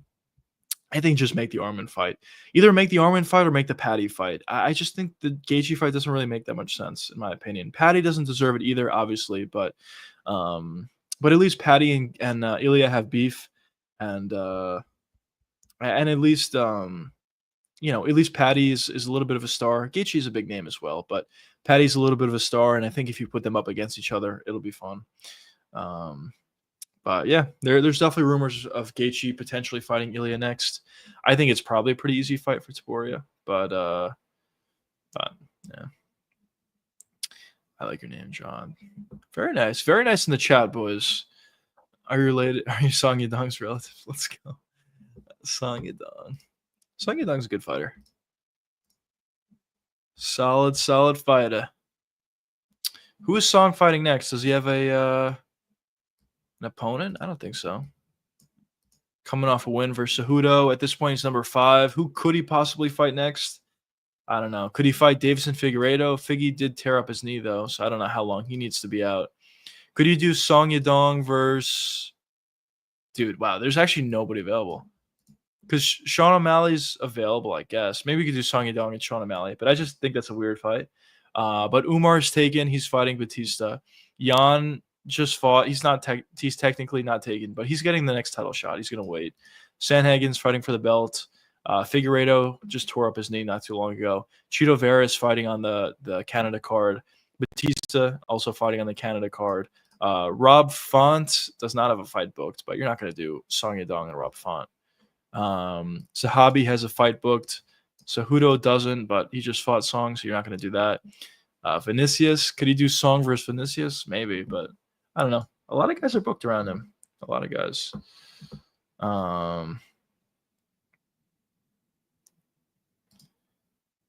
Song is dark horse. There's no fight. Fight anymore. Yeah, Umar's fighting Batista. Maybe Vinicius. I would like that. I think that makes sense. It kind of sucks for Song Yadong though, because usually when guys are coming off wins, you want them to fight up in the rankings, especially considering that Song is a young prospect, or not prospect, but he's a younger guy at that weight class. But yeah, you might have to do Vinicius for Song Yadong. I really don't see anybody else that could potentially make sense, honestly. So fuck it, put that fight together.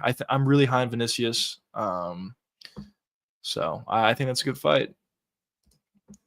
I could actually see Yadong giving him Rob a tough matchup. I could see that. Good takedown defense, but I don't know.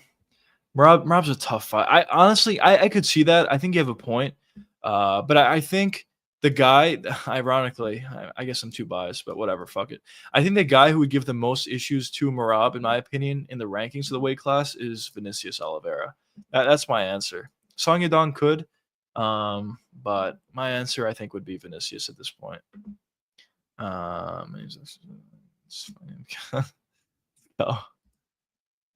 John Dong is a great name. But yeah, John's nervous too. It's all good. Marab versus Gene Silva. That would be a banger. Marab versus Gene Silva. Honestly, does Gene Silva figure it out?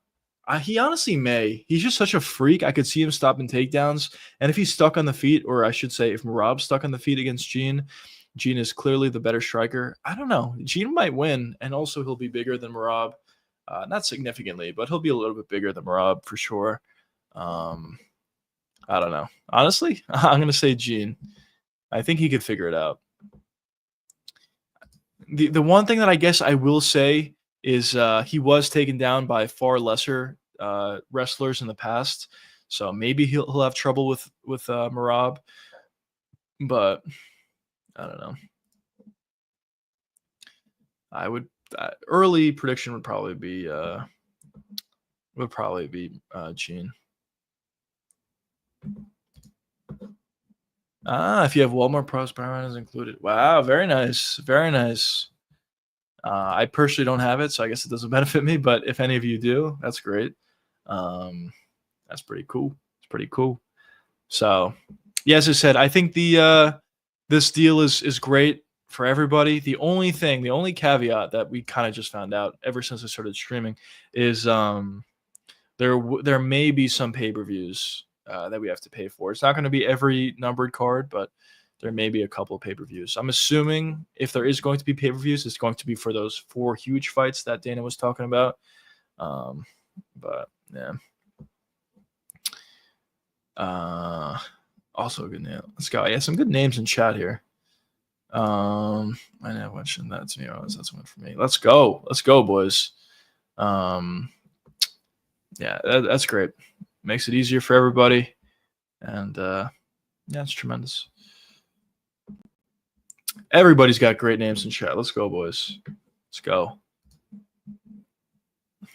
But yeah.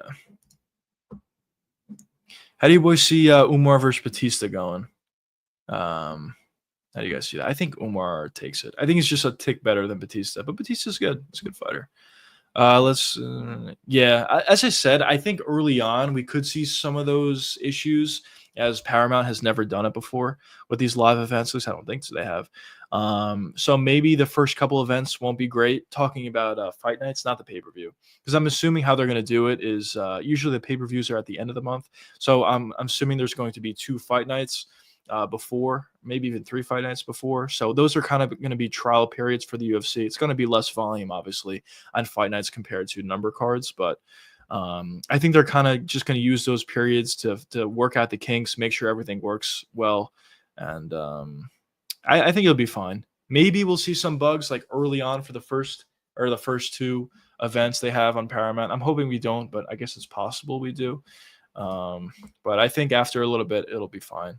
But also, they are partnered with CBS, and CBS is live broadcast all the time for football and whatever. So I think it'll be all right. Should be good. Funny enough, Mario, my one that was just trying to respect him. Yeah.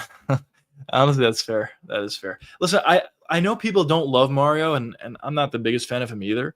But he is a good fighter. He's really fast on the feet. He has good striking. His grappling is also pretty good as well. So I do think he could give a lot of problems to a lot of fighters.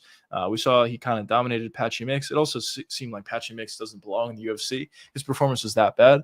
But regardless of that one performance, Mario has also shown a really good ability to be good in a lot of his fights, to be honest. So he could give some problems to Umar, but yeah, I'm personally leaning with Umar. Yeah, I'd probably go Umar though. Yeah, I agree. I think Umar is just a tick better in a lot of areas as compared to Mario. Mario is really good, probably underrated to be honest, but yeah, Umar I think is just a tick better. I was arguing with Thomas with Fowler that he has more power than okay. All right. Yeah, that's a little ridiculous.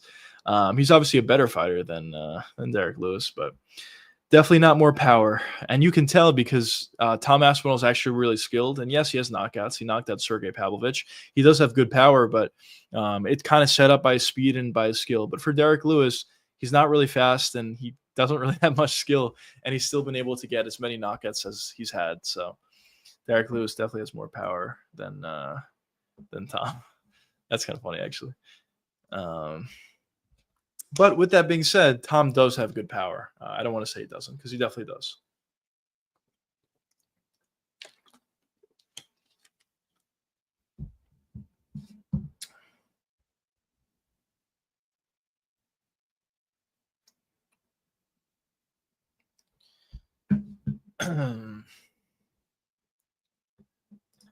Exactly compared to Lewis. Yeah, yeah, that's fair. I haven't thought that. Maybe it's controversial, whatever. But I haven't thought that stoppage between Aspinall and Blades was a little bit early. And the Derek Lewis one was definitely not early. He went out completely. Thomas Speed, not the matter. Francis located. Dude, I actually completely agree with this. I agree with everything you said. I think he's kind of a shitty guy. With the whole PFL Africa thing, he kind of was the chairman, the spokesman for it, and he just doesn't show up.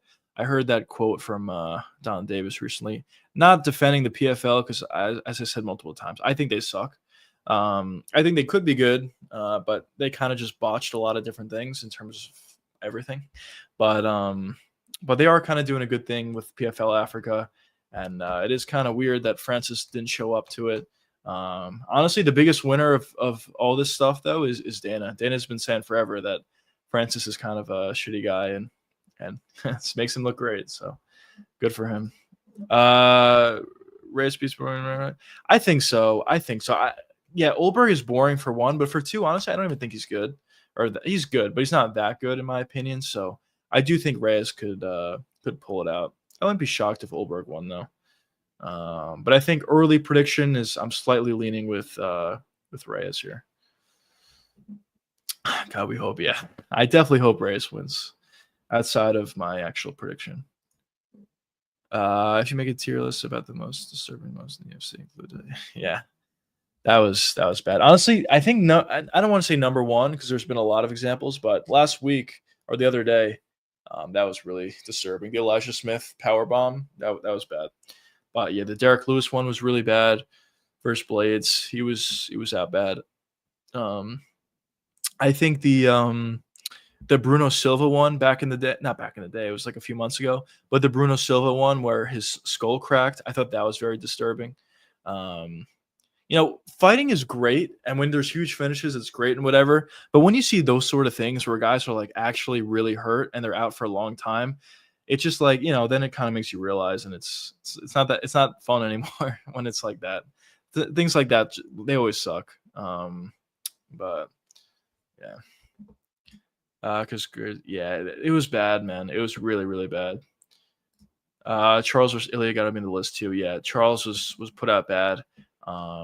I kind of am not thrilled that he's coming back so quickly. I actually still think he's going to beat Fasif, but he's coming back really quickly. We'll see how his chin holds up if he does take any shots, which it's Charles Oliveira. He's probably going to take a couple shots up top. Bryce Mitchell and Elijah Smith on the list. Yeah, Bryce Mitchell was bad. That was bad. And yeah, the Elijah Smith that we were talking about just happened the other day. That was really, really bad. Yeah, that Paramount was nasty. Yeah, it was nasty. I was sad when Chandler saw that one was really bad too. Yeah, it was unfortunate because Tony actually looked pretty good in the first round. He hurt Chandler. He looked pretty good in the first round, and then going into the second, once he had some momentum, and once he actually, not only was he having success, I actually thought he looked pretty good in terms of his speed and whatever. But yeah. And he took a front kick to the face, and that was silenced pretty quickly. I feel so bad for Bruno Silva going on a win streak after beating up Alex Berto's streak. Yeah, it sucks. Dude, Bruno Silva is like actually a good fighter, and he actually had a really good chin. But listen, guys say this all the time. It's so true. It's a lot better to get knocked out cold as compared to taking like ridiculous beatings. Like when you look at Justin Gaethje versus Tony Ferguson, that beating is significantly worse than Tony Ferguson just going out right away. And when you look at Bruno Silva, the fact that he took such a beating from Alex Pereira, actually made his chin significantly worse. And I think actually turned him into a washed up fighter. Because after that Pereira fight, he just never looked the same. Before it, he looked pretty good, and his chin looked really good. But after it, he just never looked the same. Getting out grappled by Shara, not out grappled, but not looking good at all against Shara. The old Bruno Silva would have beat Shara, I think. And then in a lot of his other fights as well, just not looking good. And it all turned out with his last fight when he had his skull cracked in his last one, which is pretty scary. So I personally hope Bruno Silva just retires at this point. He's taken a significant amount of damage, and cracking your skull in your last fight after losing a lot of fights, maybe step away. So I hope he retires, but it's up to him. I guess we'll see what happens. And yeah, the Weidman thing was ridiculous as well. Bruno Silva definitely got the short end of the stick in a lot of these fights. But yeah, what are you gonna do? What are you gonna do, chat? What are you gonna do? But yeah, I appreciate everyone for being here. If you have any last second questions, be sure to let me know in chat. I'll answer them. But I think I may hop off at this point. We've been streaming for around 2 hours. It's been a great stream. Thanks everybody for being here. As I said before, I will be hopping on a live stream tomorrow at I believe it's 7 p.m. Eastern time. It's whenever the Contender Series starts. We'll be doing a full watch along for that card, so that'll be fun. But until then, peace out, boys. And also check out the video if you haven't that I posted today about protests. But anyways, peace out, fellas. Have a great night.